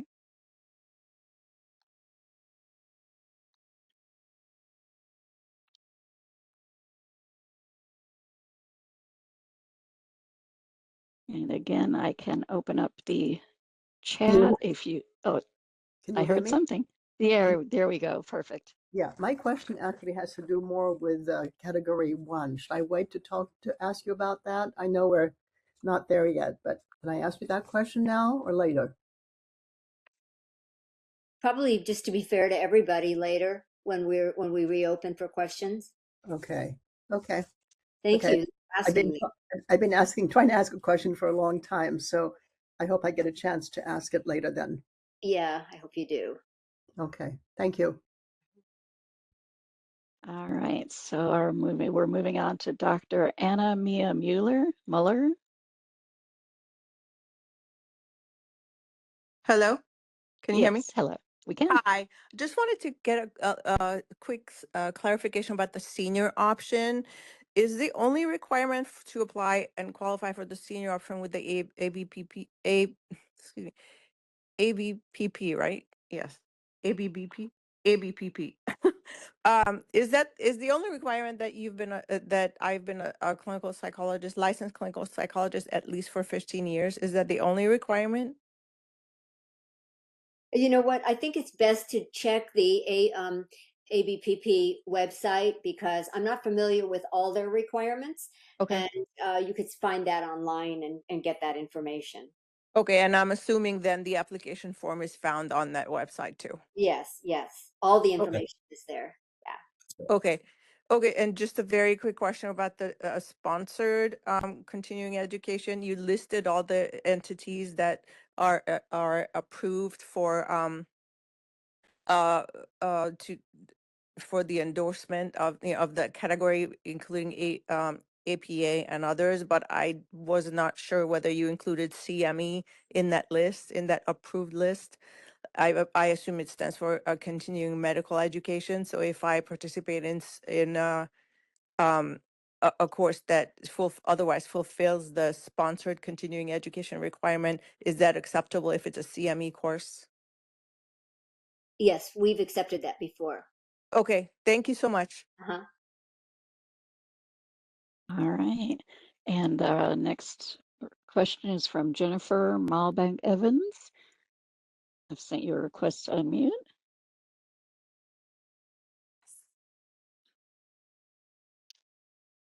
Hi. Great. Hello. Hi. My question is, so if we did this route for activity for the certification, do we still need to get the 4 hours of ethics and the 4 hours of cultural diversity? I think generally you would find that if you did go through the process of the ABPP certification, you would get those as a part of it. But Troy, would you want to add anything to that? No, I think you're pretty spot on. Yeah, I think with their certification process, it would most likely be covered. Okay, thank you. All right. And our last question for this section is from Peter Fernandez. I'm sending you a request to unmute.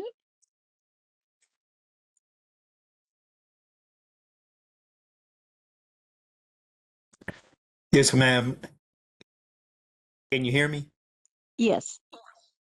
It sounds like I could complete my 36 hours by doing 27 hours of sponsored continuing education, and then the additional 9 hours would come partly from attending the board meetings and something else. The total for the sponsored continuing education would be 27 hours. Is that correct? That's correct. Yeah, that's the maximum amount of hours that can be credited for sponsoring education is 27.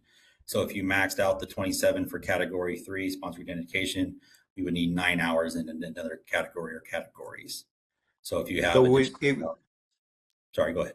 I could do it under category 1, which would be the board meetings, which is a total of 6 hours.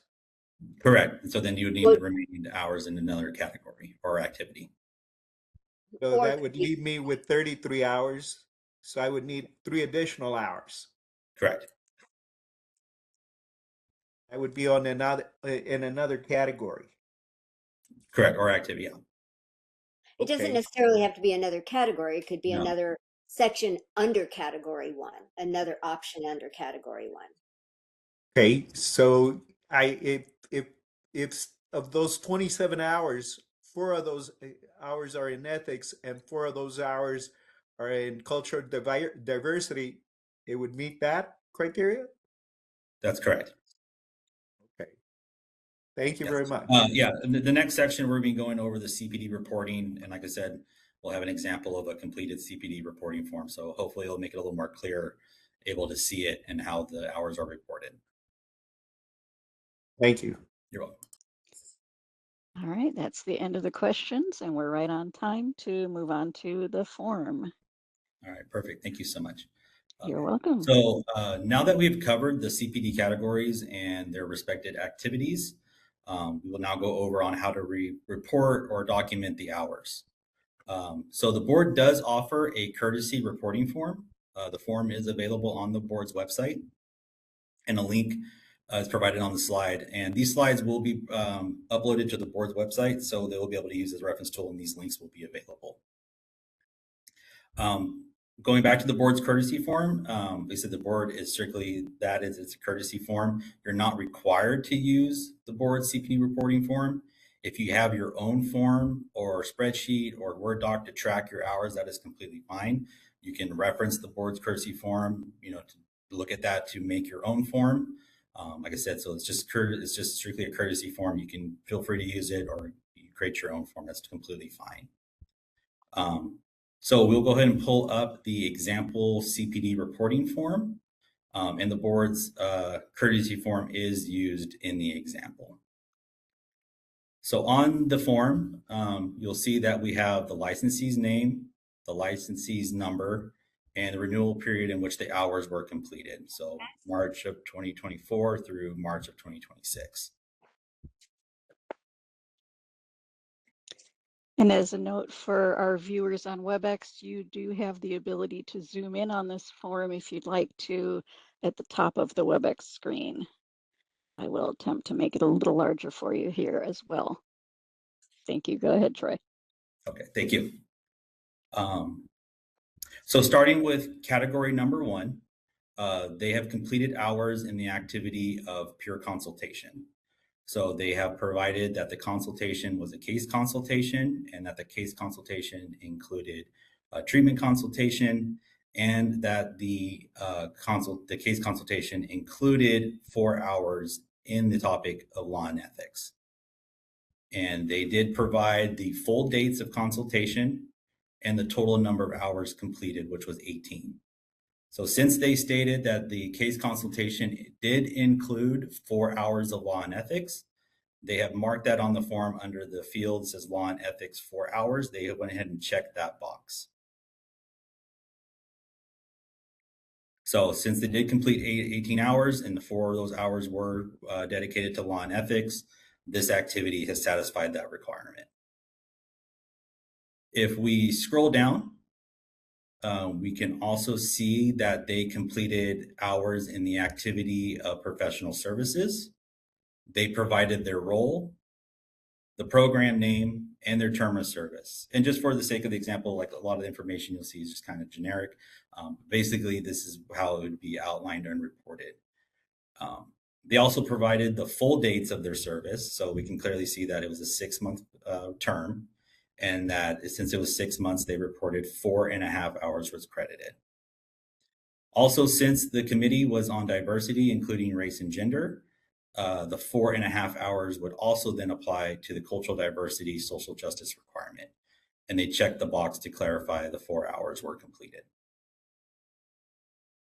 So at this time, they have completed the requirements for the law and ethics and the cultural diversity and social justice, just between these two categories, or these two activities. If we continue to scroll down, they completed hours in the activity of attendance at a California Board of Psychology meeting. Oh, I'm sorry, conference attendance. I apologize. They advise that proof of registration or confirmation is attached. So if they were audited and they submitted this reporting form, we would need to see a copy of that proof of registration.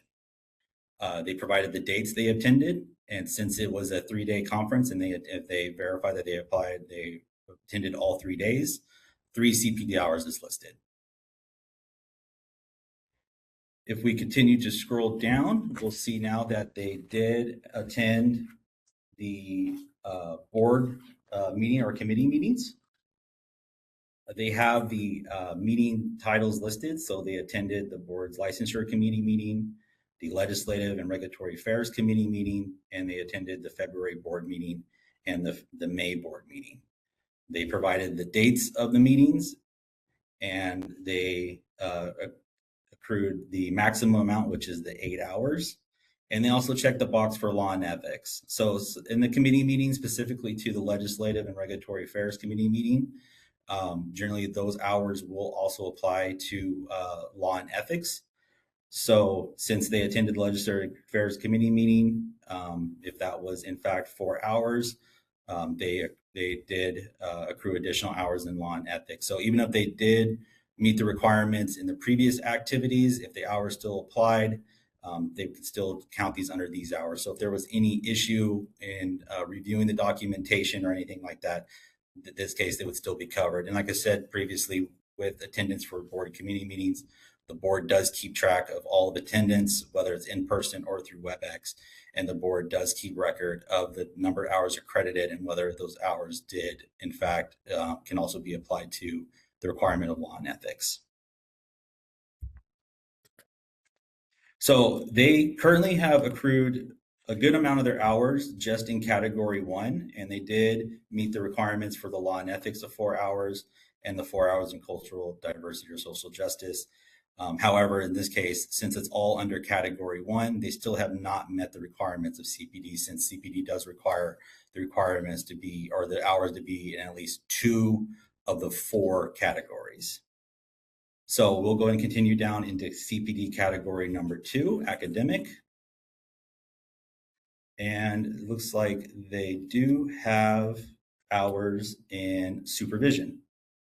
So they provided that they supervised a postdoc APA internship trainee, and they did provide the trainee identifier. It looks like they provided the initials, TSP. So that would meet the requirements of the record. And so then they did provide the full dates of all supervision dates, and they did meet the maximum 18 hours of supervision.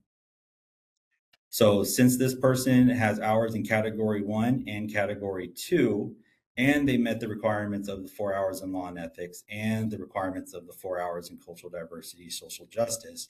So this person did meet the requirements of the CPD model. But just for the sake of the example, let's go ahead and keep moving forward, and we'll see that under category 2, they have additional hours in self-directed learning.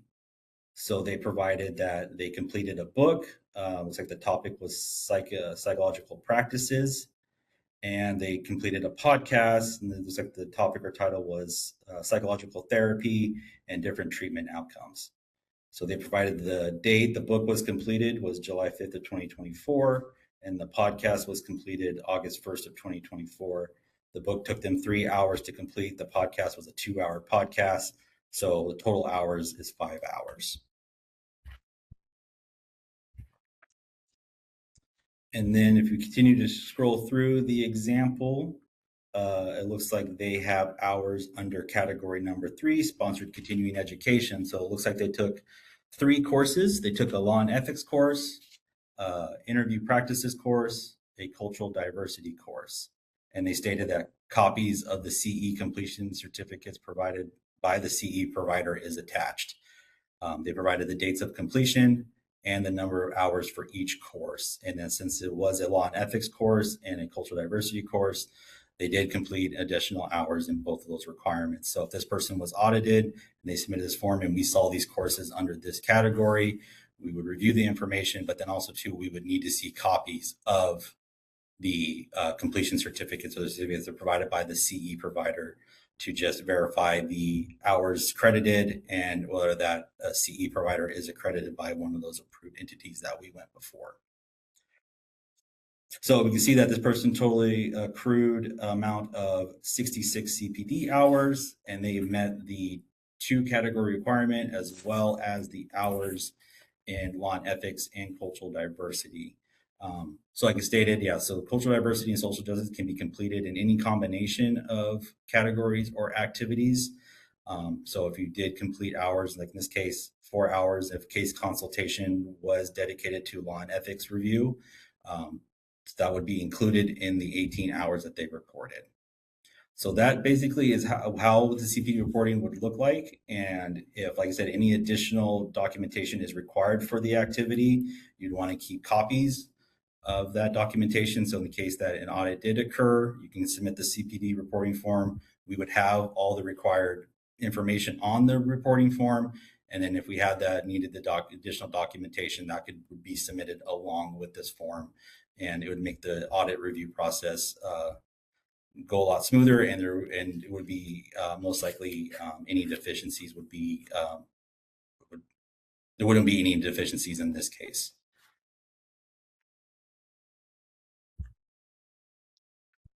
So that's the example of the CPD reporting form. We'll go ahead and open the webinar back up to any questions about CPD reporting, or any questions about the example itself.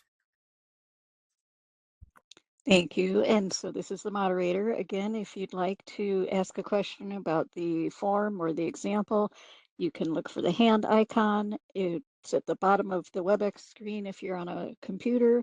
If you're on a mobile device, it might be behind the 3-dot other options. And call-in users can press *3 to raise their hands. I'll attempt to go in order, and we ask people to stick with a 2-minute time limit for their portion of the question. So let's start with Patricia O'Neill. I'm going to send you a request to unmute. Hello again. Hi. So this is very useful, but my memory being what it is, and I don't have to renew again until 28. Is there some place, without waiting for you to post whatever you're going to post about this, is there some way to download this sample, and will it be relevant for 28? We have the courtesy form available on the website, but it's not filled out. It's not an example. So you can download the courtesy form. I'm talking however, about this sample. I'm yes, talking specifically about this sample. Yes. So this will be uploaded after the webinar. Will we get some kind of notice that it's available? Yeah, most likely we can send out some type of notification letting you know that the recording of the webinar as well as the materials presented are uploaded. I think that would be a great idea. If there's not a long line, I'd like to ask a second question, and it's a quickie. I only see 3 patients a week now, and I'm not taking any new patients. I'm going on 80. I'm getting ready to retire. Is there any hope for us to have some kind of reduced, since it's so expensive now compared to how it used to be? Is there any hope for us to have some diminution of the fees? I think Not that's the something requirements, but the fees. you could certainly write to the board. You could certainly make comments, but I think that's something outside the purview of this webinar. Thank you. All right. So moving on to our next commenter. 1 second. We are going to hear from Dr. Giella. I'm going to send you a request to unmute. Perfect. You got it right this time. Thank you so much. You didn't give a sample example for the category of practice outcome measures. And so I'm very curious about that. In my role, I supervise a large practice. All of our patients are regularly completing GAD-7s, PHQ-9s, PCL-5s.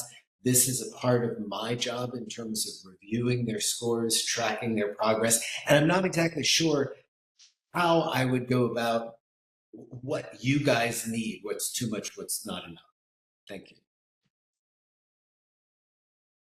Yeah, so when it comes to practice outcome monitoring, when it comes to reporting, we would just need to see the dates of the assessments, the client identifier, which can simply be as client 1, client 2, etc.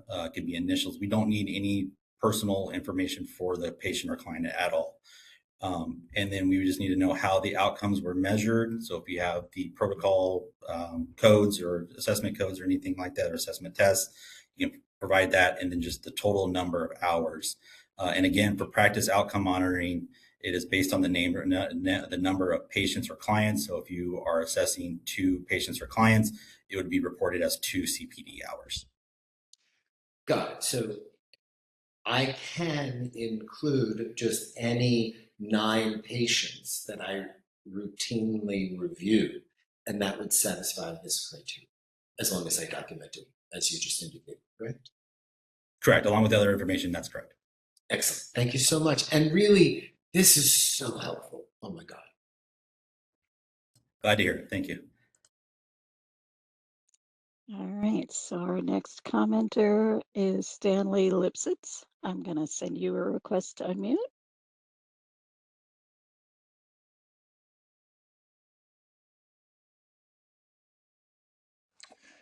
Hi, thank you. I took a 6-hour law and ethics course. So can all 6 hours be included under the sponsor continuing education category? Correct. Yeah. So if the course is, is approved through those providers and it was in law and ethics as it applies to the practice of psychology, if it was 6 hours, all 6 hours can apply. It's just that for these topics of law and ethics and cultural diversity, social justice, it has to be at least 4 hours. Okay. All 6 hours. And then you mentioned law and ethics under peer consultation. Can I also then include 4 hours or 6 hours under peer consultation? If the peer consultation included a law and ethics like review or how they apply to the case consultation, then yes, you can count the hours specific to the law and ethics, in that case, to peer consultation. Okay, thank you. All right, moving on to Melissa Dubin. I'm sending you a request to unmute. Hello. Hello. Again. Under the supervision section, do I have to put each date? We meet every week. That's 45 entries, or can I put start and date and the total number of hours?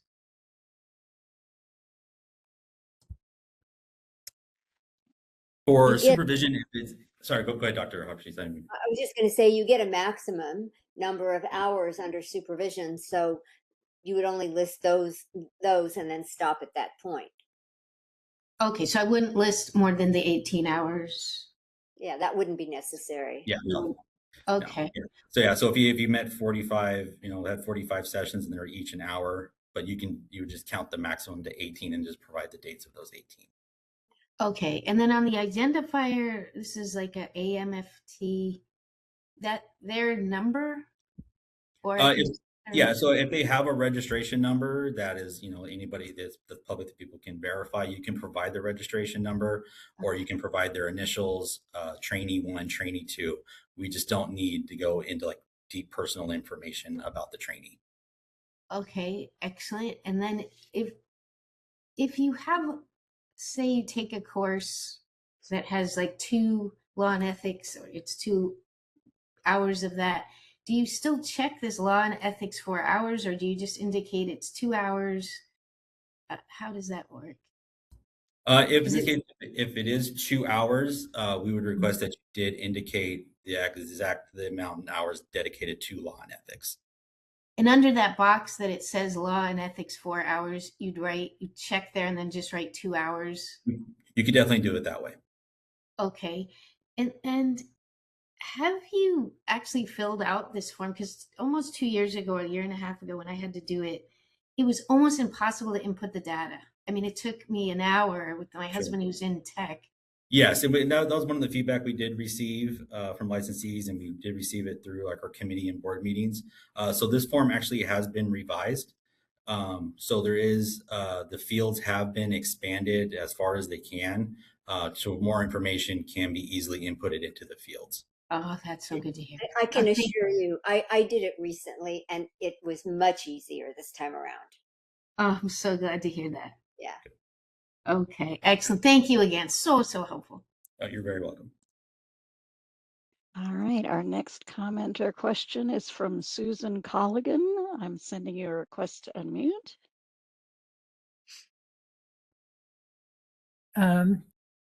Thank you. The last forms you had a way to include SME, Board of Psychology activities. Is there a place that you need to put those, or you would prefer those to be included? Isn't that on the expert reviewer portion? I can't remember exactly. Yeah, that's what I wondered, if that's, usually it was spelled out at one point on a prior one. So yeah. Yeah, so for the subject matter expert or SME for the board, that would be reported under category 1, the field or the activity for expert review / consultation. Okay, so that's where you want it. Thank you so much. You're welcome. All right, next up is Karen Somerfield. Karen, I sent you a request to unmute.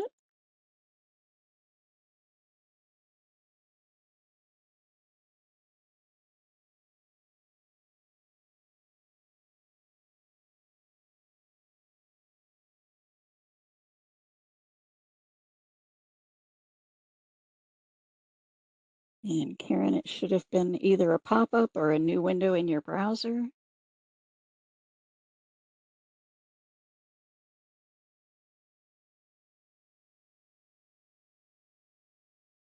And I can open up the chat feature so that you can use that as another option. So if you can use the chat, you could just type yes so I know you saw it.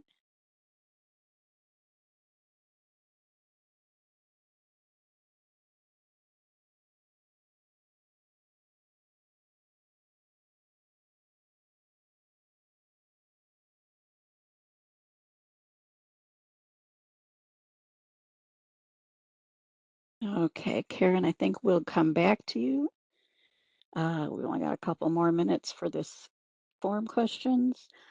We've got a call-in user from the 310 area code. So when I send you the request, you'll be able to press *6 to unmute yourself. Can you hear me now?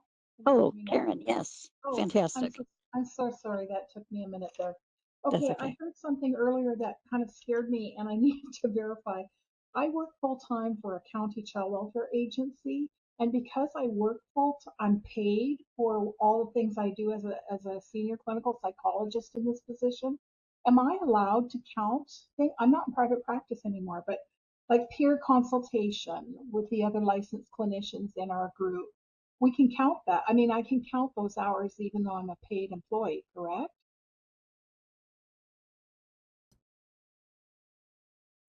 Yes, that's correct. Yeah, so for peer consultation, it doesn't have a fee for service requirement. So yeah, so if it's part of your job duty and you're doing peer consultation, you can still count that. It's just that for the activity of peer professional services, like be on a board or committee, and if you're paid for those services, those will not count under professional services. But as far as pure consultation, you can still count the peer consultation.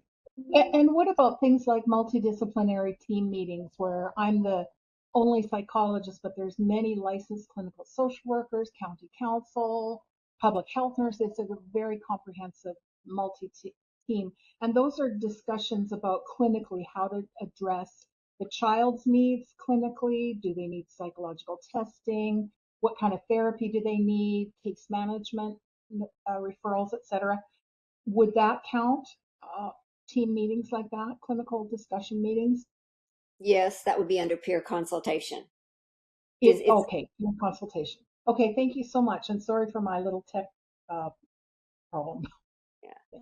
No worries. All right, so now we will go to call-in user from 310. And I sent you that, so you should be able to click *6.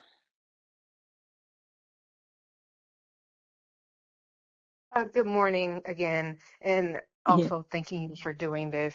I received an email from the board December 1st that the form had actually changed. I know we reviewed it, but I wanted to see specifically what has changed or updated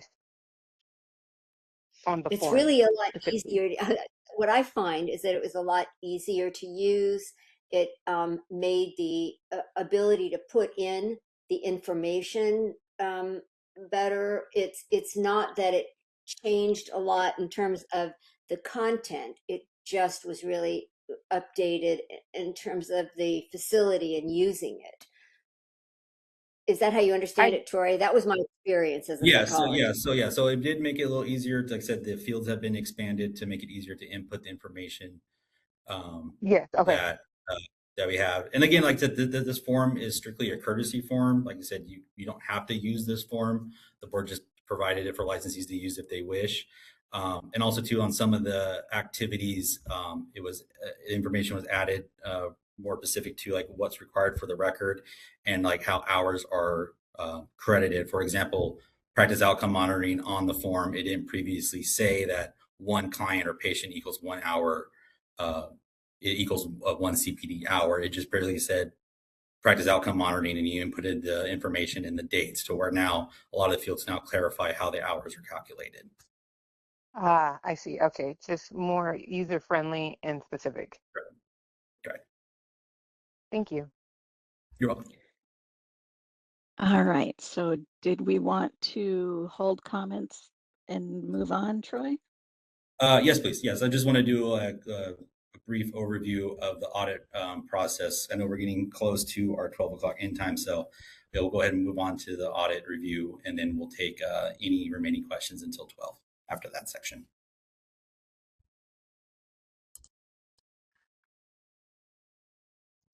Okay, so in regards to audits, so currently approximately 2% of renewing active psychologists are selected for a CPD audit.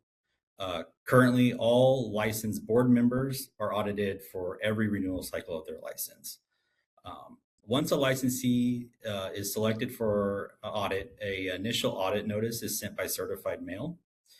Enclosed in the audit notice is a copy of the board's courtesy reporting form for they allow them to use it if they wish to do so. The audit notice provides the dates of the audited renewal period, a request to submit copies of all CPD documentation, and due date of when the CPD documentation needs to be submitted. 60 days is given to respond. At the 30-day mark, a reminder is emailed that includes a copy of the initial audit notice and a link to the CPD reporting form.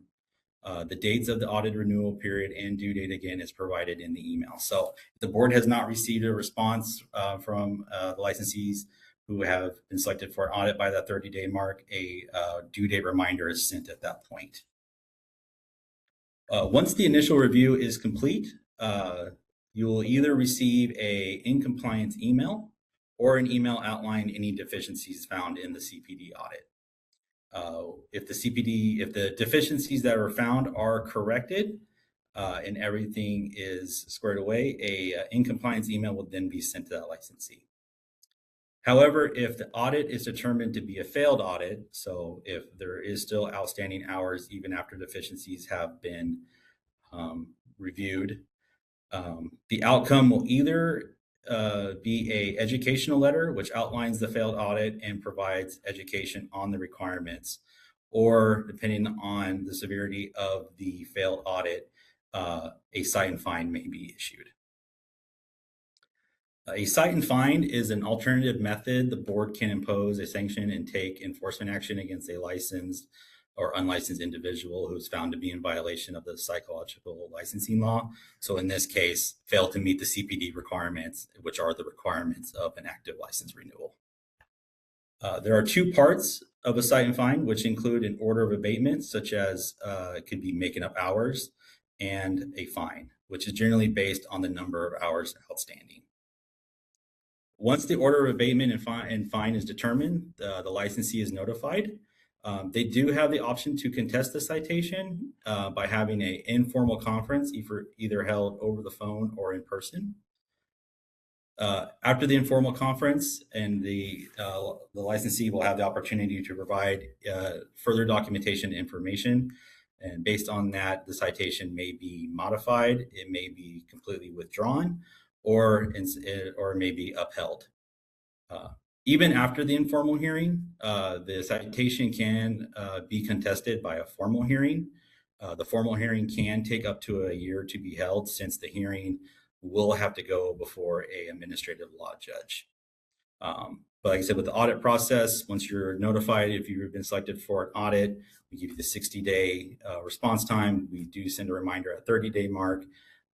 If any deficiencies are found, it doesn't automatically go to a failed audit. You'll be notified of the deficiencies, and then from there we can see if there's additional documentation information to correct those deficiencies found in the initial audit review. In the case the citation is issued, the citation will remain public for 5 years, and the citation must be paid in order to renew for the next renewal cycle. But it does not affect a licensee's ability to practice in that renewal cycle. So that is just a quick overview of the audit process, and including the different outcomes. And that does conclude the overview of the CPD requirements, categories, activities, the reporting, and the audit process. So at this time, we will open up the webinar a final time for any questions that are outstanding for any of the categories, activities, or any other sections that we have covered. All right, I see a flurry of hands going up. So let's go ahead and start in. So Anita Mukherjee, hopefully you've got some communication options, but I've sent you a request to unmute.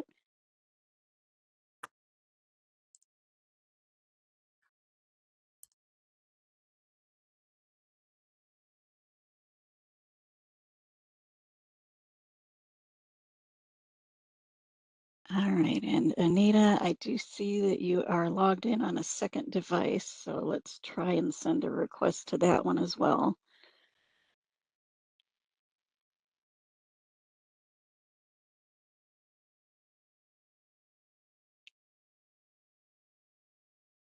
And again, we do have the option, if you would like to type yes in the chat, we can let you share your question there.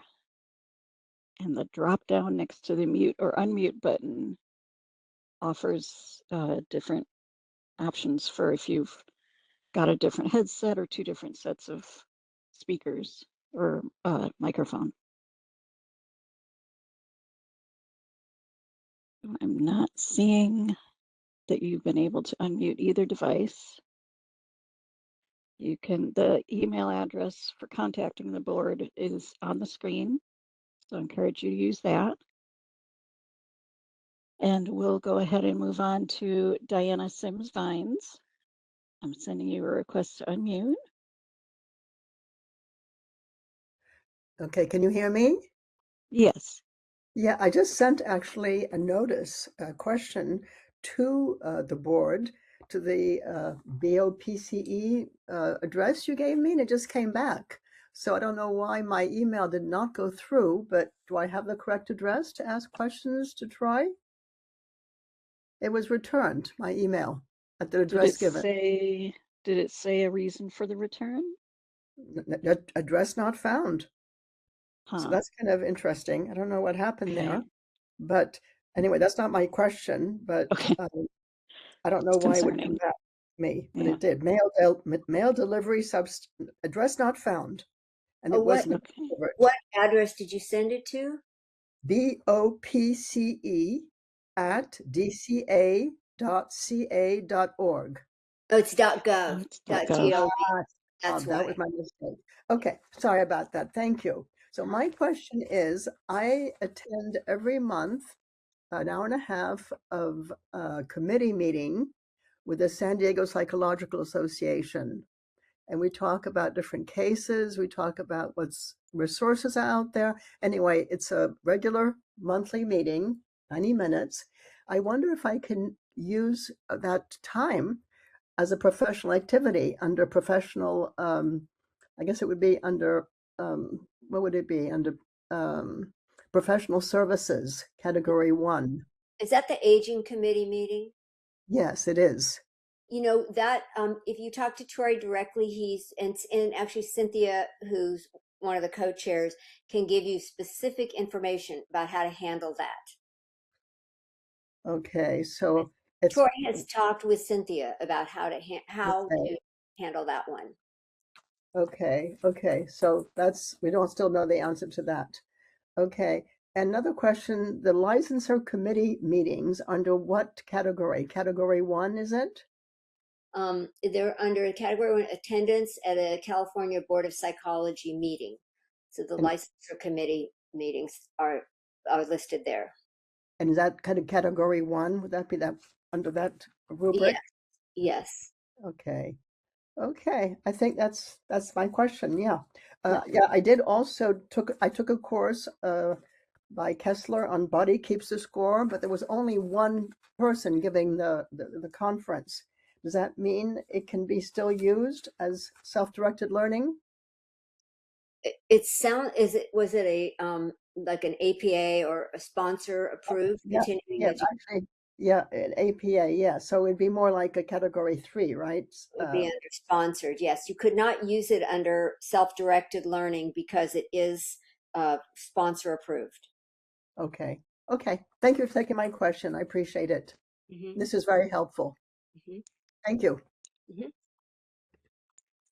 All right, and I did get a chat message from Anita Mukherjee.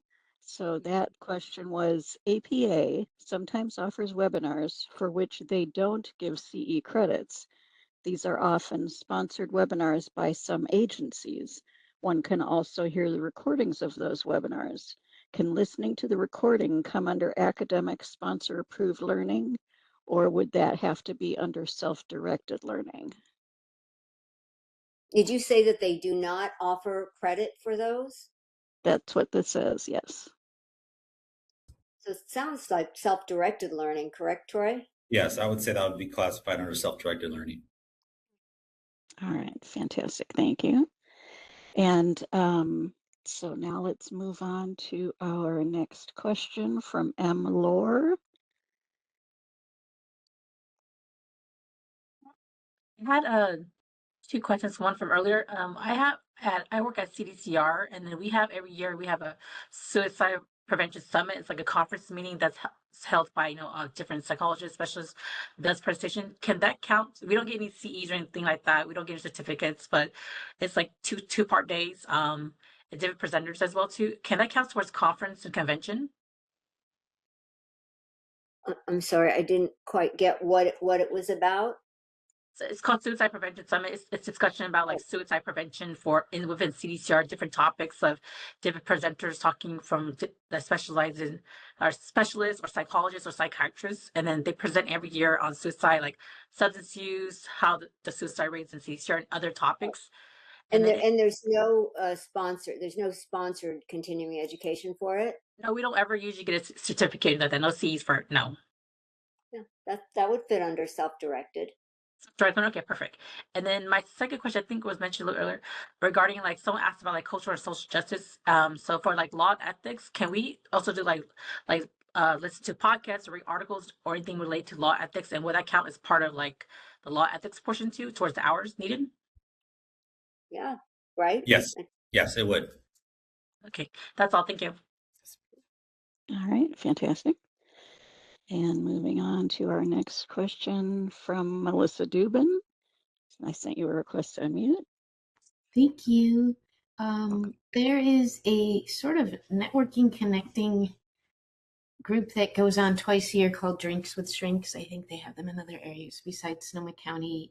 It's a few hours. We get to learn about what other licensed practitioners are doing. And there's also breakout groups for about a half hour where there's teaching on a different subject related to psychology. Is that considered peer consultation? It's kind of informal, but there's a lot of people. There could be like 50 to 100 people. I think on peer consultation, it says structured and organized interaction, and that It sounds is. it sounds like you're saying it's more informal. It's right? there's structured part where you have like 2 to 3 minutes to describe your work, and then you get to hear the other person's work in a group of 3, and then you switch up groups, and then there's 30 minutes of structured talks. The other parts are unstructured. It does say in the description that it's designed to reduce professional isolation and directly inform the work of the psychologist. So, Troy, it sounds to me like it might fit. What about you, Troy? Yeah. It may fit under peer consultation. So so if you are talking with other licensed mental health professionals, and it does get into like case consultation, and it is more of a social thing, I think it would still be able to qualify under peer consultation. Okay, great. And then one other question: if I were to teach a workshop to other licensed professionals and got paid for that, is that considered peer consultation because there's payment involved? Is that even allowed in terms of a category? Well, if you're teaching, it's not necessarily an interaction. Right. I would say, if you're saying it would not be a sponsor approved CE instruction, is that correct? Right. Say it wasn't. Yeah. So it doesn't sound like it would fit under peer consultation. Troy, you might see it different. And it doesn't seem that it would not fit under the academic/sponsor approved, because it doesn't do that. What about professional services? And you're not getting paid? Well, if you weren't getting paid, is that considered professional service? You have to not be getting paid. That's a bottom line on professional services. You have to not be getting paid. So serving on boards or committees, editorial boards, journals, it doesn't sound like you're just teaching something. It doesn't sound like it would have to be like program development, evaluation, serving on a board. Something that's already more structured. Right. Already exists. Specific providing. I'm looking under, self-directed. I don't see it as fitting there either. Troy, can you think of anything else? I don't see it as fitting, but. Yeah, unfortunately, I don't believe that activity would count. Okay. Thank you so much. You're welcome. All right, our next commenter or question is from Pines Institute. I'm sending you a request to unmute.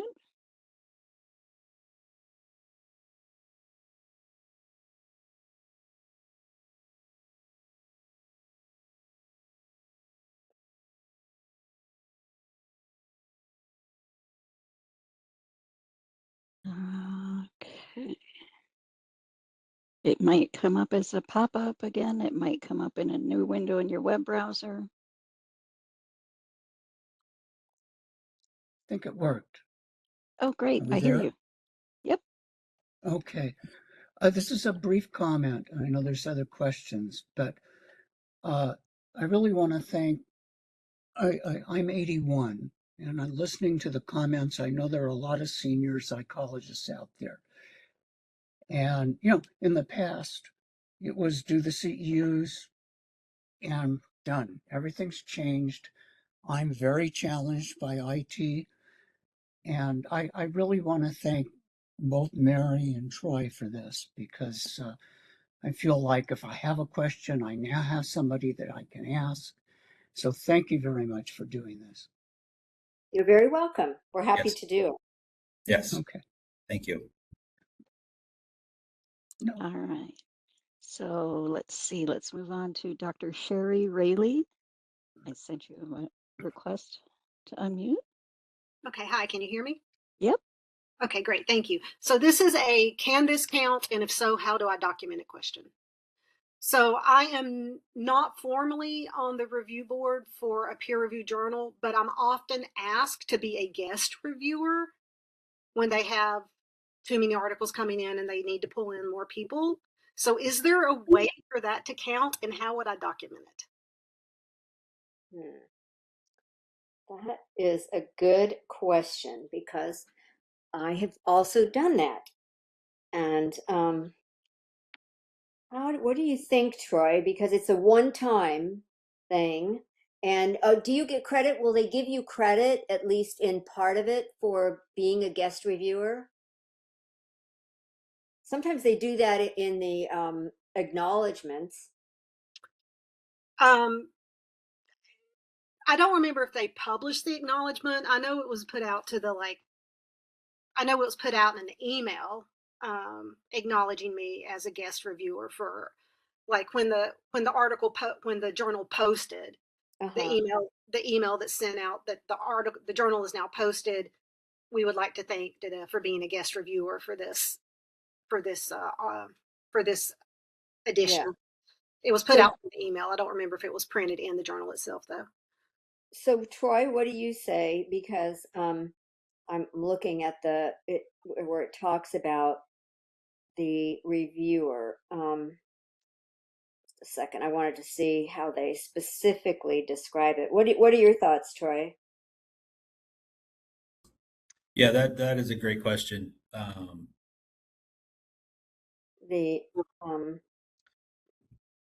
Yeah, I'm trying to look at the detail in the words in the regulation. Right. Yeah, I understand you're basically being, but you're not editing, you're not co-editing, but you're reviewing. Are you reviewing like an issue on a special topic or just a particular article? Just particular articles. Yeah, maybe we could look at that further, Troy, and look because I can't seem to find those words for some reason on the website I just brought up. Well, it says, okay, one publication. So they're talking about a publication, the whole thing, versus just an article. So, yeah, maybe we could talk about it more, Troy, and then maybe if you could please email Troy, and then we could look at that a little closer. Yeah, that might be one that I might have to have our reg counsel look through to look at more into the legal side of the language to see if that could be included into publications or another activity. Okay. All right. Great. Thank you. Yeah. All right. Thank you. And next up is Dr. Timothy Legg. I'm sending you a request to unmute.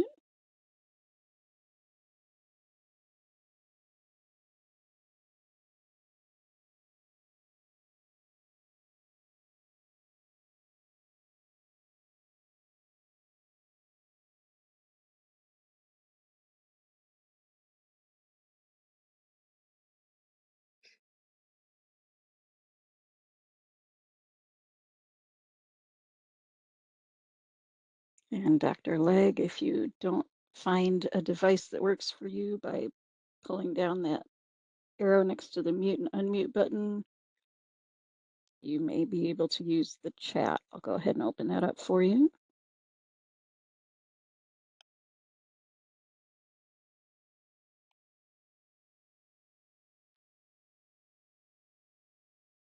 Okay, so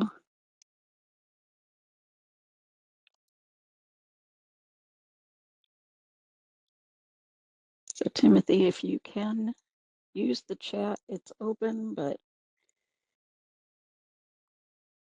Can you hear me now? yes, there you are. There you are. Thank you. I'm sorry, I was having the most difficult time trying to unmute. My question had to do with, and I know it was mentioned specifically the teaching of psychology, but what if you teach a course to other mental health professionals pursuing a graduate degree, not a doctorate, a master's. Specifically, I teach coursework in psychopharmacology for a California university for students that are pursuing the LPCC and the LMFT licensure. They're pursuing their master's degree. Would the teaching of psychopharmacology be applicable to my CPD or? Well, it specifically talks about people enrolled in a doctoral course and those doctoral courses would be ones that would qualify for licensure in California. It's under the Business and Professions Code. And so it sounds like that wouldn't necessarily, let me see. It's okay. I'm looking at just to make sure. I'm trying to, yeah, I don't see. Troy, do you see the other possible way to do that? No, not based on, since it does have to follow the Business Professions Code. Yeah. I'm not seeing that currently. Yeah. Yeah. I'm sorry. Okay, no, it was, I figured, you know what the heck, why not ask? So thank you. Sure. Yeah. All right, moving on to Rodolfo Victoria. I've sent you a request to unmute. Hi there, good afternoon. Hello. So thank you everyone for putting this together, this webinar, incredibly helpful.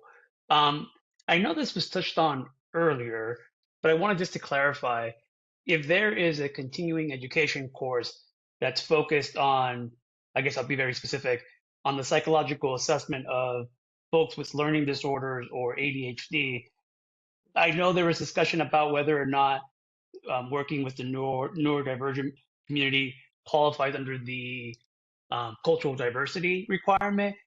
Did I understand that correctly? Would that qualify under, would that satisfy that requirement? That's what we were talking about, right?